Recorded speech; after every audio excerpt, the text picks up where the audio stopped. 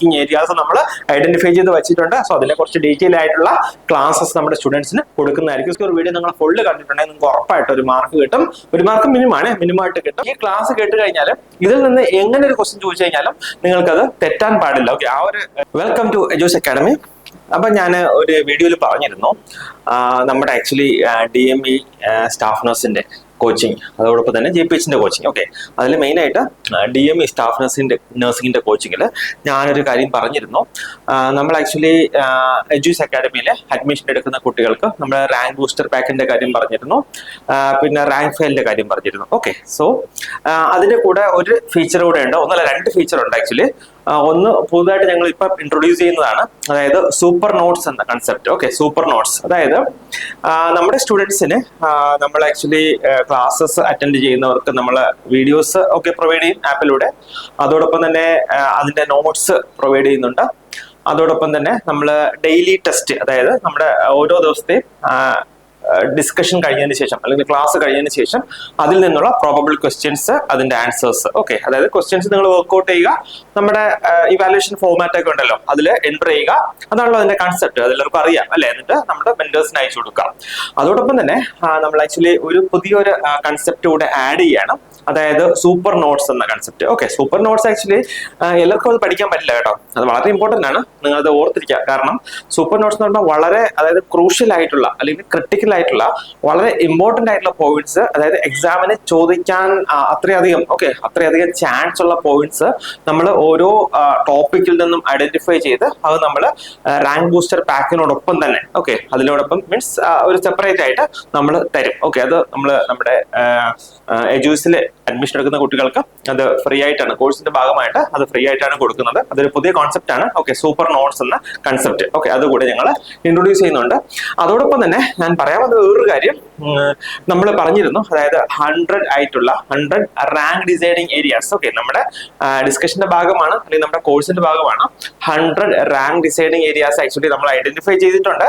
So ആ 100 rank deciding areas, അതിൽ നിന്നുള്ള ഡീറ്റെയിൽഡ് ആയിട്ടുള്ള എക്സ്പ്ലനേഷൻ. ഓക്കെ, അതായത് മിക്കവാറും ഒത്തിരി ക്വസ്റ്റ്യൻസ് അവിടെ നിന്ന് ചോദിച്ചിട്ടുള്ളതാണ്. ഇനിയിപ്പോ നമുക്ക് ഇനിയുള്ളത് അങ്ങനെ ഒത്തിരി പ്രെഡിക്റ്റ് ചെയ്യാൻ പറ്റില്ല, കാരണം നമ്മളൊന്നുമല്ലല്ലോ ക്വസ്റ്റ്യൻ ഇടുന്നത്. പക്ഷേ വളരെ ഇമ്പോർട്ടന്റ് ആയിട്ടുള്ള ക്വസ്റ്റ്യൻ പേപ്പർ അത്രയും ക്രിട്ടിക്കലായിട്ട് അനലൈസ് ചെയ്തതിന് ശേഷം വളരെ ഇമ്പോർട്ടന്റ് ആണ് എന്ന് ഞങ്ങൾക്ക് തോന്നിയിട്ടുള്ള ഒരു 100 വളരെ ഇമ്പോർട്ടന്റ് ആയിട്ടുള്ള ഏരിയാസ്. ആക്ച്വലി അത് എന്റെ മാത്രം ഐഡിയ അല്ല, അല്ലെങ്കിൽ എന്റെ മാത്രം എന്റെ മാത്രം കൺസെപ്റ്റ് അല്ല. മീൻസ് ഇൻ ദ കേസ് ഞാൻ മാത്രമല്ല ഈ ഏരിയാസ് ഐഡന്റിഫൈ ചെയ്തേക്കുന്നത്. അതുകൊണ്ട് നമുക്കത് മീൻസ് ഒത്തിരി പേര് അതിൽ ഇൻവോൾവ് ആകുമ്പോൾ നമുക്കത് വിശ്വസിക്കാല്ലേ. അതായത് ഇപ്പൊ എനിക്ക് ഇമ്പോർട്ടന്റ് ആണെന്ന് തോന്നുന്നത് വേറൊരാൾക്ക് ഇമ്പോർട്ടന്റ് ആകണമെന്നില്ല. പക്ഷെ ഒരു കളക്റ്റീവായിട്ട് ഒരു 4-5 പേര് അല്ലെങ്കിൽ 5-6 പേര്, അതും എക്സ്പേർട്സ് ആയിട്ടുള്ള ആൾക്കാർ അല്ലെ, 5-6 പേര് വളരെ എക്സ്പേർട്സ് ആയിട്ടുള്ള ആൾക്കാർ ഒരുമിച്ചിരുന്ന് ഡിസൈഡ് ചെയ്ത്, അതായത് ഈ പല റാങ്ക് ലിസ്റ്റിലും ഉൾപ്പെട്ടിട്ടുള്ള ആൾക്കാർ തന്നെ ഒരുമിച്ചിരുന്ന് ഡിസൈഡ് ചെയ്ത് വളരെ ഇമ്പോർട്ടന്റ് ആണ് എന്ന് നമുക്ക് ബോധ്യമുള്ള, ഓക്കെ, ഈ ക്വസ്റ്റ്യൻ കഴിഞ്ഞ പ്രീവിയസ് കുറെ വർഷത്തെ ക്വസ്റ്റ്യൻ പേപ്പേഴ്സ് അനലൈസ് ചെയ്ത് പിന്നെ നമ്മുടെ തന്നെ ഒരു എക്സ്പീരിയൻസ് വെച്ചിട്ട് നമ്മൾ ഐഡന്റിഫൈ ചെയ്ത്, അതായത് ഞാൻ പറയുന്നത് ഞാൻ ഒറ്റയ്ക്ക് ഐഡന്റിഫൈ ചെയ്തതല്ല, ഒരു ഗ്രൂപ്പ് ഓഫ് എക്സ്പേർട്സ് ഐഡന്റിഫൈ ചെയ്ത ടോപ്പിക്സ് ആണ്, അല്ലെങ്കിൽ ടോപ്പിക്സ് ആണ് ഈ 100 റാങ്ക് ഡിസൈഡിങ് ഏരിയാസ് എന്ന് പറയുന്നത്. സോ അത് വളരെ ഡീറ്റെയിൽ ആയിട്ട് നമ്മൾ ഡിസ്കസ് ചെയ്യും. ഓക്കെ, സോ അതിന്റെ ഒരു ഫസ്റ്റ് ക്ലാസ് ആണ് ഇന്ന്. അത് നമുക്ക് ആക്ച്വലി നമ്മളിത് ഓപ്പൺ ആക്കുന്നു ഇന്ന്, കാരണം അതൊരു ഡെമോ പർപ്പസിന് വേണ്ടി നമ്മളത് ഓപ്പൺ ആക്കി എല്ലാവർക്കും കൊടുക്കും. പക്ഷേ ബാക്കിയുള്ള ക്ലാസ്സസ് എന്ന് പറഞ്ഞു കഴിഞ്ഞാൽ നമ്മളത് ആക്ച്വലി നമ്മുടെ സ്റ്റുഡൻസിന് മാത്രമായിട്ടായിരിക്കും കൊടുക്കുക. അത് നമ്മുടെ ആപ്പിൽ, ഓക്കെ, നമ്മുടെ റെഗുലർ ബാച്ചിനോടൊപ്പം തന്നെ നമ്മളത് അപ്ലോഡ് ചെയ്യുന്നതായിരിക്കും, അല്ലെങ്കിൽ നമ്മുടെ ആപ്പിൽ ആക്സസ് കൊടുക്കുന്നതായിരിക്കും. സോ ഇതിന്റെ കൺസെപ്റ്റ് എന്ന് പറഞ്ഞു കഴിഞ്ഞാൽ ഈ ടോപ്പിക്സ് പഠിക്കാതെ നിങ്ങൾ എക്സാമിന് പോകരുത്. എക്സാമിന് പോയി കഴിഞ്ഞാൽ മാർക്ക് സ്കോർ ചെയ്യുക എന്നുള്ളത്, അല്ലെങ്കിൽ നല്ല റാങ്ക് സ്കോർ ചെയ്യുക എന്നുള്ളത് ഇച്ചിരി ബുദ്ധിമുട്ടുള്ള കാര്യമായിരിക്കും. കാരണം ഞാൻ പറഞ്ഞല്ലോ, അത്ര ഇമ്പോർട്ടന്റ് ആയിട്ടുള്ള ഏരിയാസ് ആണ്. റിപ്പീറ്റഡ് ആയിട്ട് ആ ഏരിയാസിൽ നിന്ന് ക്വസ്റ്റ്യൻസ് ചോദിക്കുന്നുണ്ട്. വേറൊരു കാര്യം, ആ ഏരിയാസിൽ നിന്ന് സെയിം ക്വസ്റ്റ്യൻസ് ആയിരിക്കത്തില്ല എപ്പോഴും ചോദിക്കുന്നത്. ചിലപ്പോൾ സെയിം മോഡലിലുള്ള ക്വസ്റ്റ്യൻസ് ചോദിക്കും, ചിലപ്പോൾ ഓക്കെ കുറച്ച് ഡീറ്റെയിൽ ആയിട്ട് അല്ലെങ്കിൽ കുറച്ച് ഇൻഡയറക്റ്റ് ആയിട്ടുള്ള ക്വസ്റ്റ്യൻസ് ഒക്കെ ചോദിക്കും. അതുകൊണ്ടാണ് ഞാൻ പറഞ്ഞത്, നമ്മൾ ഈ 100 റാങ്ക് ഡിസൈഡിങ് ഏരിയാസ് ഐഡന്റിഫൈ ചെയ്തതിന് ശേഷം എന്താണ് അതിനെക്കുറിച്ച് ഡീറ്റെയിൽ ആയിട്ടാണ് ഡിസ്കസ് ചെയ്യുന്നത്, അല്ലെങ്കിൽ ഡീറ്റെയിൽ ആയിട്ടാണ് എക്സ്പ്ലെയിൻ ചെയ്യുന്നത്. കാരണം എന്തുകൊണ്ടാണ്? കാരണം ചിലപ്പോൾ ഒരു പ്രാവശ്യം ചോദിച്ച ക്വസ്റ്റ്യൻസ് നെക്സ്റ്റ് ടൈം ചോദിക്കണമെന്നില്ല, പക്ഷെ അതേ ഏരിയയിൽ നിന്ന് വേറെ രീതിയിൽ നമുക്ക് എക്സാമിന് ചോദിക്കാം. സോ അങ്ങനെ ചോദിച്ചു കഴിഞ്ഞാൽ നമ്മുടെ കുട്ടികൾക്ക് ഒരിക്കലും അത് തെറ്റിപ്പോകാൻ പാടില്ല. അവർക്കത് കൃത്യമായിട്ട് ആൻസർ അല്ലെങ്കിൽ കറക്റ്റ് ആയിട്ടുള്ള ആൻസർ കൊടുക്കാൻ കഴിയണം. അതുകൊണ്ട് തന്നെ നമ്മൾ ചിലപ്പോൾ ഡിസ്കഷൻ വരുമ്പോൾ കുറച്ച് ഡീറ്റെയിൽ ആയിട്ടായിരിക്കും ഡിസ്കസ് ചെയ്ത് പോവുക. ഓക്കെ, സോ നമ്മൾ ഇന്ന് ഡിസ്കസ് ചെയ്യാൻ പോകുന്ന ടോപ്പിക്, അതായത് 100 റാങ്ക് ഡിസൈഡിങ് ഏരിയാസിൽ നിന്ന് ഇന്ന് ഡിസ്കസ് ചെയ്യാൻ പോകുന്ന ടോപ്പിക് ആസിഡ് ബേസ് ബാലൻസ് ആണ്. വളരെ ഇമ്പോർട്ടന്റ് ആണ്, എല്ലാവർക്കും അറിയാം അല്ലേ. ഇതിൽ നിന്ന് സാധാരണ ഒരു ക്വസ്റ്റ്യൻ ചിലപ്പോൾ 2 ക്വസ്റ്റ്യൻസ് ഒക്കെ ചോദിക്കാറുണ്ട്. പക്ഷേ ഞാൻ നേരത്തെ പറഞ്ഞ പോലെ പല പ്രാവശ്യവും പല തരത്തിലുള്ള ക്വസ്റ്റ്യൻസ് ആണ് ചോദിക്കുന്നത്. ചിലപ്പം നോർമൽ വാല്യൂസ് എന്താണെന്ന് ചോദിക്കും, അല്ലെങ്കിൽ ഒരു വാല്യൂ തന്നിട്ട് അതിനെ ഇന്റർപ്രറ്റ് ചെയ്ത് ചോദിക്കും, അല്ലെങ്കിൽ ചിലപ്പം കോസ് തന്നിരിക്കുന്ന ഏതാണ് ഒരു റെസ്പിറേറ്ററി അസിഡോസിന്റെ കോസ് ആണ്, അങ്ങനെയൊക്കെ ചോദിക്കാറുണ്ട് കേട്ടോ. അപ്പോൾ നമ്മളിന്ന് ആക്ച്വലി അത് മീൻസ് എനിക്ക് തോന്നുന്നു ഈ ക്ലാസ് കേട്ട് കഴിഞ്ഞാൽ ഇതിൽ നിന്ന് എങ്ങനെ ഒരു ക്വസ്റ്റ്യൻ ചോദിച്ചു കഴിഞ്ഞാലും നിങ്ങൾക്കത് തെറ്റാൻ പാടില്ല. ഓക്കെ, ആ ഒരു രീതിയിലാണ്, ആ ഒരു കൺസെപ്റ്റിലാണ് ആക്ച്വലി ഇന്നത്തെ ഈ കണ്ടന്റ് പ്രിപ്പയർ ചെയ്തിരിക്കുന്നത്. അതുകൊണ്ട് കണ്ടന്റ് പൂർണ്ണമായിട്ടും ഓക്കെ, നമ്മൾ ജസ്റ്റ് ആസിഡ് ബേസ് ബാലൻസ് പഠിച്ചു പോയി എന്ന് പറഞ്ഞിട്ട് കാര്യമില്ല, ഡീറ്റെയിൽ ആയിട്ട് ആദ്യം മുതൽ അവസാനം വരെ കാണുക. ഇത് നിങ്ങൾക്ക് ഉറപ്പായിട്ട് ബെനിഫിറ്റ് ഉണ്ടാകും. ഓക്കെ, സോ നമ്മൾ ആസിഡ് ബേസ് ബാലൻസ് ഡിസ്കസ് ചെയ്യാൻ പോവുകയാണ്. അപ്പൊ അതിന്റെ കുറച്ച് എന്താണ് നോർമൽ ആയിട്ടുള്ള കാര്യങ്ങൾ, അല്ലെങ്കിൽ കുറച്ച് ഇൻട്രൊഡക്ഷൻ അല്ലെങ്കിൽ ഫൗണ്ടേഷൻ ആയിട്ടുള്ള കാര്യങ്ങളൊക്കെ നിങ്ങൾക്ക് അറിയാമായിരിക്കും. എങ്കിലും ഓക്കെ, നമുക്ക് ഡീറ്റെയിൽ ആയിട്ട് തന്നെ ഡിസ്കസ് ചെയ്യാം. So acid base balance, okay, acid base balance അപ്പൊ എല്ലാവർക്കും അറിയാം അല്ലേ. ഈ ആസിഡ് ബേസ് ബാലൻസിൽ നമുക്ക് മെയിൻ ആയിട്ട് 1-2 ചെറിയ ചെറിയ കൺസെപ്റ്റ് ഉണ്ടല്ലോ. എന്താണ് അതിൽ ഒന്ന് എന്ന് പറയുന്നത് pH എന്ന് പറയുന്നത് അല്ലെ. pH എന്ന് പറയുമ്പോൾ അതിനെ 2 തരത്തിൽ നമുക്ക് പറയാം. pH എന്ന് പറയുമ്പോൾ പൊട്ടൻഷ്യൽ ഹൈഡ്രജൻ എന്ന് നമുക്ക് പറയാം. ഓക്കെ, pH എന്ന് പറയുമ്പോൾ pH ഇങ്ങനെയാണല്ലോ എഴുതുക അല്ലെ. അതിന് നമുക്ക് 2 ആയിട്ട് പറയാം. പൊട്ടൻഷ്യൽ ഹൈഡ്രജൻ എന്ന് പറയാം. ഒന്ന് potential hydrogen, okay, potential hydrogen എന്ന് പറയാം. രണ്ടാമത്തത് power of hydrogen ion concentration എന്ന് പറയാറുണ്ട്. Okay, power of hydrogen ion, okay, power of hydrogen ion concentration എന്ന് പറയാറുണ്ട്. അപ്പൊ ഇത് രണ്ടുമാണ് ആക്ച്വലി pH എന്നുകൊണ്ട് ഉദ്ദേശിക്കുന്നത്. രണ്ടും ഒന്നേ തന്നെയാണ് കേട്ടോ. അതിനെ പിന്നെ വേറെ ഒരു ഡെഫിനിഷൻ ഉണ്ട്, അതായത് negative logarithm. Okay, negative logarithm of hydrogen ion concentration, അങ്ങനെ ഒരു കൺസെപ്റ്റും അതിന് ആക്ച്വലി ഉണ്ട്. ഓക്കെ, ഞാനിത് പറഞ്ഞല്ലോ, കുറച്ച് ഡീറ്റെയിൽ ആയിട്ട് പറയുന്നത് കാരണം നിങ്ങൾക്ക് ഏത് രീതിയിൽ ക്വസ്റ്റ്യൻ ചോദിച്ചു കഴിഞ്ഞാലും ആൻസർ പറയണം അല്ലെങ്കിൽ ആൻസർ ചെയ്യണം, അതുകൊണ്ടാണ്. So negative logarithm of hydrogen ion concentration എന്നും നമ്മൾ ഈ pH നെ ഇൻഡിക്കേറ്റ് ചെയ്യാറുണ്ട്. ഓക്കെ, സോ അപ്പൊ എല്ലാവർക്കും അറിയാം. അതിനെക്കുറിച്ച് പിന്നെയും കുറെ ഡീറ്റെയിൽ പറയാറുണ്ട്, പക്ഷെ നമ്മൾ എക്സാം പോയിന്റ് ഓഫ് വ്യൂലാണ് ഡിസ്കസ് ചെയ്യുന്നത്. അതുകൊണ്ട് നമ്മൾ ഈ രീതിയിൽ തന്നെ പോവാണ്. സോ ആസിഡ് ബേസ് ബാലൻസിൽ pH ന്റെ ഇമ്പോർട്ടൻസ് എല്ലാവർക്കും അറിയാം അല്ലേ. എന്താണ്? ഒന്ന് power of hydrogen ion concentration, 2 negative logarithm of hydrogen ion concentration, പിന്നെ പൊട്ടൻഷ്യൽ ഹൈഡ്രജൻ. ഓക്കെ, സോ ഇത് ഒരു ബേസിക് ആയിട്ടുള്ള കൺസെപ്റ്റ് ആണ്. അതുകൂടാതെ എന്താണ് ഈ ആസിഡ് ബേസ് ബാലൻസ് എന്ന് പറയുമ്പോൾ refers to the regulation of hydrogen ion concentration in the body. അതായത് നമ്മുടെ ബോഡിയിൽ ആക്ച്വലി ഈ ഹൈഡ്രജൻ അയൺ കോൺസെൻട്രേഷനെ എങ്ങനെ റെഗുലേറ്റ് ചെയ്യുന്നു. ഓക്കെ, സോ അതിനെയാണ് നമ്മൾ ആസിഡ് ബേസ് ബാലൻസ് എന്ന് പറയുന്നത്. എന്തിനാ നമ്മൾ ആക്ച്വലി ഈ ഇതിനെ റെഗുലേറ്റ് ചെയ്യുന്നത്? To maintain a stable blood pH. Okay, to maintain a stable blood pH between 7.35 to 7.45. അതായത് നമ്മളെ ബ്ലഡിന്റെ pH എന്ന് പറയുന്നത് നോർമലി അത് 7.35 to 7.45 ആണ്. സോ അത് റെഗുലേറ്റ് ചെയ്യാനായിട്ട് നമ്മുടെ ബോഡി എന്തൊക്കെ കാര്യങ്ങൾ ചെയ്യുന്നു, സോ അതിനെയാണ് നമ്മൾ ആസിഡ് ബേസ് ബാലൻസ് എന്നുകൊണ്ട് ഉദ്ദേശിക്കുന്നത്. ഓക്കെ, സോ pH നെ കുറിച്ച് നിങ്ങൾക്ക് അറിയാമല്ലോ. അതായത് നമ്മുടെ pH 7. ഓക്കെ, 7 എന്ന് പറയുന്നത് ഒരു ന്യൂട്രൽ pH. 7 എന്ന് പറയുന്നത് ഒരു ന്യൂട്രൽ pH ആയിട്ടാണ് കൺസിഡർ ചെയ്തിരിക്കുന്നത്. 7നെക്കാളും താഴേക്ക് പോയി കഴിഞ്ഞാൽ അത് ആസിഡ് ആണെന്നും 7ന് മുകളിലേക്ക് പോയി കഴിഞ്ഞാൽ അത് ആൽക്കലി ആണെന്നും ഒക്കെയാണ് നമ്മൾ പറയുക അല്ലെ. സോ അത് ആ ഒരു ബേസിക് കൺസെപ്റ്റ് നിങ്ങൾക്ക് ഉണ്ട് എന്ന് വിശ്വസിക്കുന്നു. ഓക്കെ, സോ എന്തിനാ ഈ ആക്ച്വലി ആസിഡ് ബേസ് ബാലൻസ് അല്ലെങ്കിൽ pH ഈ 7.35 to 7.45 മെയിൻറ്റെയിൻ ചെയ്യേണ്ടതിന്റെ ആവശ്യം എന്താ? It is crucial for optimal enzyme function. Okay, നമ്മുടെ എൻസൈം ഫംഗ്ഷൻ, ഓക്കെ, എൻസൈം ഫംഗ്ഷനെ ഒപ്റ്റിമൽ ആയിട്ട് മെയിൻറ്റെയിൻ ചെയ്യാനും ആൻഡ് സെല്ലുലാർ പ്രോസസ്, അതായത് നമ്മുടെ ബോഡിയിലെ സെൽസ് എല്ലാം പ്രോപ്പർ ആയിട്ട് വർക്ക് ചെയ്യണം. ഓക്കെ, പ്രോപ്പർ ആയിട്ട് വർക്ക് ചെയ്യണം. രണ്ടാമത്തെ കാര്യം എന്താണ്? നമ്മുടെ ബോഡിയിൽ ഒത്തിരി എൻസൈംസ് ഉണ്ട് അല്ലെ, എൻസൈംസ് ഉണ്ട്. സോ എൻസൈംസിന്റെ ഫംഗ്ഷനിങ് അല്ലെങ്കിൽ എൻസൈംസിന്റെ വർക്കിങ്ങും എന്താകണം? ഓപ്റ്റിമൽ ആണ്. ഓപ്റ്റിമൽ എന്ന് പറഞ്ഞാൽ മാക്സിമം നോർമൽ ആയിട്ട് ഫംഗ്ഷൻ ചെയ്യണം. സോ അതിന് വേണ്ടിയാണ് ആക്ച്വലി ഈ pH എന്ന് പറയുന്നത് 7.35 to 7.45 മെയിൻറ്റെയിൻ ചെയ്യേണ്ടതിന്റെ ഇമ്പോർട്ടൻസ് എന്ന് പറയുന്നത്. അപ്പൊ നമ്മുടെ ആക്ച്വലി ബോഡി അല്ലെങ്കിൽ നമ്മുടെ ബോഡി സിസ്റ്റം ഈ pH അല്ലെങ്കിൽ നമ്മുടെ ആസിഡ് ബേസ് ബാലൻസ് റെഗുലേറ്റ് ചെയ്യുന്നത് പ്രധാനമായിട്ടും 3 സിസ്റ്റംസ് വഴിയാണ്. Okay, so the body റിലൈസ് on 3 major mechanism. Okay, 3 major mechanism to regulate acid base balance. Okay, അതായത് ആസിഡ് ബേസ് ബാലൻസ് റെഗുലേറ്റ് ചെയ്യാനായിട്ട് നമ്മുടെ ബോഡി മെയിൻ ആയിട്ട് 3 മെക്കാനിസത്തിലാണ് റിലേ ചെയ്യുന്നത്. ഓക്കെ, സോ എന്തൊക്കെയാണത്? ഒന്ന് എന്ന് പറയുന്നത് buffer system. Okay, buffer system ഇതിനെല്ലാം കുറിച്ച് നമ്മൾ ഡീറ്റെയിൽ ആയിട്ട് പഠിക്കുക. സോ ഒന്ന് ബഫർ സിസ്റ്റം, രണ്ട് റെസ്പിറേറ്ററി റെഗുലേഷൻ. ഓക്കെ, ഒന്ന് പഠിച്ചിരുന്നാൽ മതി, നമ്മൾ ഡീറ്റെയിൽ ആയിട്ട് പറയും കേട്ടോ, അപ്പൊ നിങ്ങൾക്ക് മനസ്സിലാവും. മൂന്നാമത്തേത് റീനൽ റെഗുലേഷൻ. ഓക്കെ, സോ അപ്പം എന്താണ് RRB എന്ന് നമുക്ക് പഠിക്കാം അല്ലെ. എന്താണ് ബഫർ സിസ്റ്റം? ഒന്ന് ആസിഡ് ബേസ് ബാലൻസ് നമ്മുടെ ബോഡിയിൽ റെഗുലേറ്റ് ചെയ്യുന്നത് 3 സിസ്റ്റം വഴിയാണ്, അല്ലെങ്കിൽ 3 മെക്കാനിസം വഴിയാണ്. എന്തൊക്കെയാണത്? ഒന്ന് ബഫർ സിസ്റ്റം, രണ്ട് റെസ്പിറേറ്ററി റെഗുലേഷൻ, മൂന്നാമത്തേത് റീനൽ റെഗുലേഷൻ. സോ RRB എന്ന് ഓർത്തിരുന്നാൽ മതി. ഓക്കെ, സോ എന്താണ് ഈ ബഫർ സിസ്റ്റം എന്ന് പറയുന്നത്? What is buffer system? So ഇതിനെ കുറിച്ച് ഇവിടെ 1-2 കാര്യങ്ങൾ ചോദിക്കാം കേട്ടോ.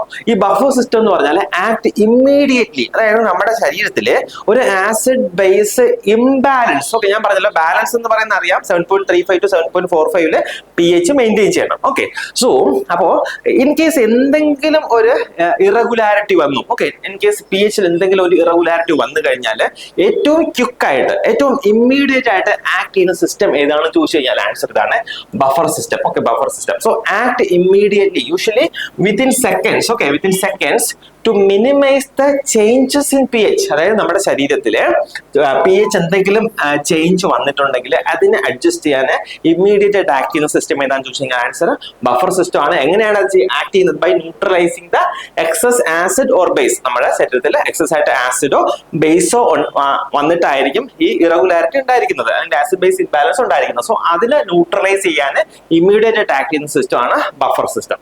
സോ നമുക്ക് ഈ ബഫർ സിസ്റ്റം എന്ന് പറഞ്ഞു കഴിഞ്ഞാൽ ബഫർ സിസ്റ്റവും 3 ടൈപ്സ് ഉണ്ട്. നമ്മൾ നേരത്തെ പറഞ്ഞു നമ്മുടെ ബോഡി സിസ്റ്റത്തിൽ ആസിഡ് ബേസ് ബാലൻസിനെ മെയിൻറ്റെയിൻ ചെയ്യുന്നതിന് 3 ഉണ്ടെന്ന് പറഞ്ഞു. അതുപോലെ തന്നെ ബഫർ സിസ്റ്റം, അതിൽ ഒരെണ്ണമാണല്ലോ ബഫർ സിസ്റ്റം. സോ ഈ ബഫർ സിസ്റ്റത്തിലും 3 ബഫർ സിസ്റ്റം ഉണ്ട്. ഏതൊക്കെയാണത്? ഒന്ന് bicarbonate buffer system. Okay, bicarbonate buffer system. രണ്ടാമത്തേത് പ്രോട്ടീൻ ബഫേഴ്സ്. മൂന്നാമത്തേത് ഫോസ്ഫേറ്റ് ബഫർ സിസ്റ്റം. അങ്ങനെ 3 ഉണ്ട്. ഒന്ന് bicarbonate, 2 protein, 3 phosphate buffer system. അപ്പൊ ഇതെല്ലാം നോട്ട്സ് എഴുതി തന്നെ പഠിച്ചു പോവുക, മറന്നു പോകരുത്. ചിലപ്പോൾ ഇതിൽ നിന്ന് ഏതെങ്കിലും ഒക്കെ ചോദിക്കാം. ഓക്കെ, സോ ഈ ബഫർ സിസ്റ്റം 3 ഉണ്ടെന്ന് പറഞ്ഞേ. സോ അതിൽ ഫസ്റ്റ് ആണ് bicarbonate buffer system. Okay, bicarbonate buffer system നമ്മൾ ഒത്തിരി പ്രാവശ്യം കേട്ടിട്ടുള്ള ഒരു കൺസെപ്റ്റ് ആണ് ഈ ബൈകാർബണേറ്റ് എന്ന് പറയുന്നത്. സോ അതെന്താണ്?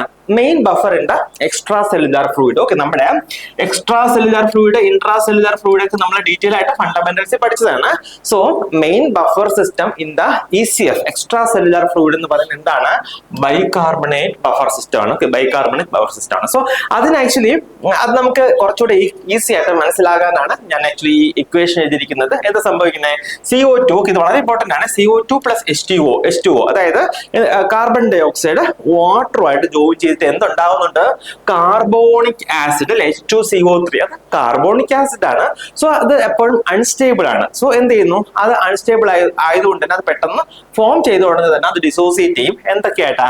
H+ഉം ബൈകാർബണേറ്റും. ഓക്കെ, H+ അയോൺസും ബൈകാർബണേറ്റും. സോ നിങ്ങൾക്ക് ഇപ്പൊ ഇതിൽ നിന്ന് കുറച്ചൊക്കെ ഐഡിയ കിട്ടിയിട്ടുണ്ടാവില്ലേ? സോ ഈ രീതിയിലായിരിക്കും നമ്മുടെ ശരീരത്തിലെ pH എന്തെങ്കിലും ചേഞ്ച് ഉണ്ടെങ്കിൽ അത് റെഗുലേറ്റ് ചെയ്യപ്പെടുന്നത്, അല്ലെങ്കിൽ ബാലൻസ് ചെയ്യപ്പെടുന്നത്. കാരണം എന്താണ്? ഞാൻ പറഞ്ഞു, നമുക്ക് ഇഷ്ടംപോലെ അവൈലബിൾ ആയിട്ടുള്ള സാധനം അല്ലെ CO2 എന്ന് പറയുന്നത്. CO2 നമുക്ക് ഇഷ്ടം പോലെ ഉണ്ട്, അതുപോലെ വാട്ടറും ഇഷ്ടം പോലെ ഉണ്ട്. അപ്പം CO2 plus H2O carbonic acid ഉണ്ടാകുന്നുണ്ട്. അത് ഡിസോസിയേറ്റ് ചെയ്തിട്ടാണ് എന്ത് നമ്മുടെ ശരീരത്തിന് ആവശ്യം ആണ് എന്ന് ശരീരത്തിന് തോന്നുന്ന സമയത്താണ് ഇത് ഡിസോസിയേറ്റ് ചെയ്യുന്നത്. സോ മീൻസ് ഡിസോസിയേറ്റ് ചെയ്യുന്നതല്ല, അത് ബാലൻസ് ചെയ്യപ്പെടുന്നത്. സോ അത് എന്തൊക്കെയായിട്ട് മാറും? H+ അയോൺസും ബൈകാർബണേറ്റുമായിട്ട് മാറും. ഓക്കെ, സോ അതിന്റെ സിനാരിയോസ് ആണ് പറയുന്നത്. ഇഫ് pH ഡിക്രീസസ്, നമ്മുടെ ബ്ലഡിലെ pH ഡിക്രീസ് ആയി കഴിഞ്ഞാൽ, നിങ്ങൾക്ക് ഒരു ബേസിക് ആയിട്ടുള്ള നോളജ് ഉണ്ടെന്ന് വിശ്വസിച്ചോട്ടെ, അല്ലെങ്കിൽ നമുക്ക് ഈ ക്ലാസ് കഴിയുമ്പോൾ കുറച്ചുകൂടെ നന്നായിട്ട് മനസ്സിലാവും. അപ്പോൾ pH ഡിക്രീസ് ആകുമ്പോൾ എന്ത് സംഭവിക്കുന്നു? അത് നമ്മൾ പറയുന്നത് അസിഡോസിസ് എന്നാണ്. അതുകൊണ്ട് ഞാൻ ചോദിച്ചത്, നിങ്ങൾക്ക് ബേസിക് ആയിട്ട് കുറച്ച് കാര്യങ്ങൾ അറിവുണ്ടായിരിക്കാം. സോ pH ഡിക്രീസ് ചെയ്യുമ്പോൾ നമ്മൾ അതിന് എന്താ പറയുക? ആസിഡോസിസ് എന്നാ പറയാ അല്ലെ, ആസിഡോസിസ് എന്ന് പറയാം. അപ്പൊ ഈ pH ഡിക്രീസ് ആയിട്ട് അസിഡോസിസ് സംഭവിക്കുമ്പോൾ അവിടെ എന്താണ്, ഏത് രീതിയിലാണ് ബോഡി അതിനെ ബാലൻസ് ചെയ്യുന്നത്? സോ ഈ ബൈകാർബണേറ്റ് ഉണ്ടല്ലോ, ഈ ബൈകാർബണേറ്റ് ബൈൻഡ്സ് വിത്ത് H+. ഓക്കെ, സോ ഇതിന്റെ നേരെ തിരിച്ചുള്ള റിയാക്ഷൻ. അതുകൊണ്ടാണ് ഈ ആരോ കണ്ടല്ലേ, ആരോ രണ്ട് സൈഡിലേക്ക് ഇട്ടേക്കുന്നത്. അതെന്താണ്? അത് ഇൻഡിക്കേറ്റ് ചെയ്യുന്നത് നമ്മൾ കെമിസ്ട്രിയിലൊക്കെ പഠിച്ചിട്ടുണ്ടാവും അല്ലെ, റിവേഴ്സിബിൾ ആണെന്നാ പറയുന്നില്ല, റിവേഴ്സിബിൾ റിയാക്ഷൻ ആണ്. സോ സപ്പോസ് ഈ pH കുറഞ്ഞ് ആസിഡോസിസ് ആണ് നമ്മുടെ ബോഡിയിൽ സംഭവിക്കുക എങ്കിൽ എന്താ സംഭവിക്കുക? ഈ ബൈകാർബണേറ്റ് ഈ H+ അയോൺസുമായിട്ട് ജോയിൻ ചെയ്തിട്ട് അവിടെ എന്ത് സംഭവിക്കും? H2CO3. ഓക്കെ, H2CO3 ഫോം ചെയ്യും. എന്നിട്ട് എന്ത് സംഭവിക്കും? എന്നിട്ട് അത് വീണ്ടും ഡിസോസിയേറ്റ് ചെയ്യപ്പെടും. അതായത് ഈ H2CO3 അത് വീണ്ടും ഇത് കണ്ടില്ലേ, ഇത് റിവേഴ്സിബിൾ റിയാക്ഷൻ ആണ്, അങ്ങോട്ടും ഇങ്ങോട്ടും അത് ആക്ട് ചെയ്യും. So which dissociates into CO2, okay, carbon ഡൈ ഓക്സൈഡും വാട്ടറും ആയിട്ട് മാറും. അതായത് ഇപ്പൊ ആസിഡോസിസ് ആണെങ്കിൽ ഈ റിയാക്ഷൻ ഇവിടെ നിന്നാണ് സ്റ്റാർട്ട് ചെയ്യുന്നത്. H+ പ്ലസ് HCO3 രണ്ടും കൂടെ ബൈൻഡ് ചെയ്തിട്ട് കാർബോണിക് ആസിഡ് ഉണ്ടാവും. അത് വെറുതെ അങ്ങനെ ആസിഡ് ആയിട്ട് തന്നെ ഇരിക്കത്തില്ല, അത് വീണ്ടും ഡിസോസിയേറ്റ് ആയിട്ട് എന്ത് സംഭവിക്കുന്നുണ്ട്?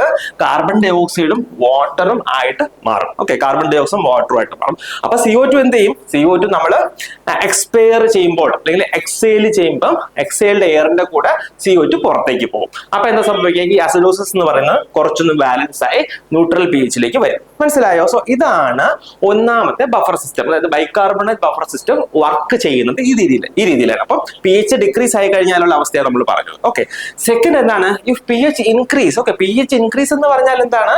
pH ഇൻക്രീസ് എന്ന് പറഞ്ഞാൽ ബോഡി ആൽക്കലോസിസിലേക്ക് പോവാണ് അല്ലെ? സോ ബോഡി ആൽക്കലോസിസിലേക്ക് പോവാണ്. സോ അവിടെ എന്ത് സംഭവിക്കും? ഈ H2CO3 ഉണ്ടല്ലോ, ഈ H2CO3, ഓക്കെ, അതായത് വാട്ടറും CO2, ഇത് രണ്ടും രണ്ട് സിനാരിയോ ആണ്. ഒരുമിച്ച് നിങ്ങൾ മനസ്സിലാക്കരുത്, രണ്ട് സിനാരിയോ ആണ്. ഒന്ന് ആദ്യത്തെ എന്തായിരുന്നു? pH ഡിക്രീസ് ആയിട്ട് ആസിഡോസിസ് ആകുന്ന അവസ്ഥ. രണ്ടാമത്തത് pH ഇൻക്രീസ് ആയിട്ട് ആൽക്കലോസിസ് ആകുന്ന അവസ്ഥ. ഓക്കെ, അപ്പം ആൽക്കലോസിസ് ആകുമ്പോൾ എന്താ സംഭവിക്കുക? ഈ H2CO3 ഉണ്ടല്ലോ, H2CO3 dissociates to release H+. Okay, അപ്പം ആൽക്കലോസിസ് ആകുമ്പോഴത്തേക്ക് ഈ H2CO3 എന്ത് ചെയ്യുന്നു? ഇവിടെ നിന്ന് ഇത് ഡിസോസിയേറ്റ് ചെയ്തിട്ട് H+ റിലീസ് ചെയ്യുന്നു. ഓക്കെ, H+ എന്താണ്? അത് ആസിഡ് ആണല്ലേ. സോ ആസിഡും ആൽക്കലി ആയിട്ട് ബഫർ ചെയ്യുന്നു, അല്ലെങ്കിൽ അത് ഒരു ഇക്വലന്റ് സ്റ്റേജിലേക്ക് എത്തുന്നു. എത്തിയിട്ട് എന്ത് ചെയ്യുന്നു? ബോഡിയുടെ pH നോർമലിലേക്ക് അല്ലെങ്കിൽ ന്യൂട്രൽ pH-ലേക്ക്, അല്ലെങ്കിൽ നോർമൽ എന്ന് പറയുന്നത് 7.35 to 7.45 കൊണ്ടുവരുന്നു. സോ ഇതാണ് മെയിൻ ആയിട്ട് ആക്ട് ചെയ്യുന്ന ഈ ബൈകാർബണേറ്റ് ബഫർ സിസ്റ്റത്തിന്റെ മെക്കാനിസം. ഓക്കെ, മനസ്സിലായല്ലോ? ബൈകാർബണേറ്റ് ബഫർ സിസ്റ്റത്തിന്റെ മെക്കാനിസം ഇതാണ്. സോ ഇതാണ് main buffer in the extracellular fluid എന്ന് പറയുന്നത്. Okay, so bicarbonate buffer. Second എന്തായിരുന്നു? Protein buffer. Okay, so protein buffer, so എന്താ അതിനെ കുറിച്ച് പറയാനുള്ള? Proteins like haemoglobin act as buffer. Okay, ഇവിടെ എന്താണ്? ഹീമോഗ്ലോബിൻ പോലെയുള്ള പ്രോട്ടീൻസ് ആണ് ബഫറായിട്ട് ആക്ട് ചെയ്യുന്നത് by binding or releasing H+ in the blood. ഇത് എവിടെയാണ് എഫക്റ്റീവ് ആണ്? ഇവിടെ ഇങ്ങനെ ഒരു ക്വസ്റ്റ്യൻ ഇവിടെ ചോദിക്കാനുള്ളൂ. ഈ പ്രോട്ടീൻ ബഫറിൽ നിന്ന് effective within the cells and plasma. Okay, നമ്മുടെ സെൽസിനുള്ളിലും നമ്മുടെ പ്ലാസ്മയിലും ഒക്കെ എഫക്റ്റീവ് ആയിട്ട് വർക്ക് ചെയ്യുന്ന ബഫർ സിസ്റ്റം ഏതാന്ന് ചോദിച്ചു കഴിഞ്ഞാൽ ഉത്തരം പ്രോട്ടീൻ ബഫറാണ്. ഇവിടെ നിന്ന് ഇതാ ചോദിക്കാനുള്ളൂ, within the cells and plasma. അതാണ് പ്രോട്ടീൻ ബഫർ എന്ന് പറയാ. അതേസമയം ECF-ലെ എക്സ്ട്രാ സെല്ലുലാർ ഫ്ലൂയിഡിലെ മെയിൻ ബഫർ ഏതാണ്? Bicarbonate buffer. Okay, bicarbonate buffer. മൂന്നാമത്തെ എന്തായിരുന്നു?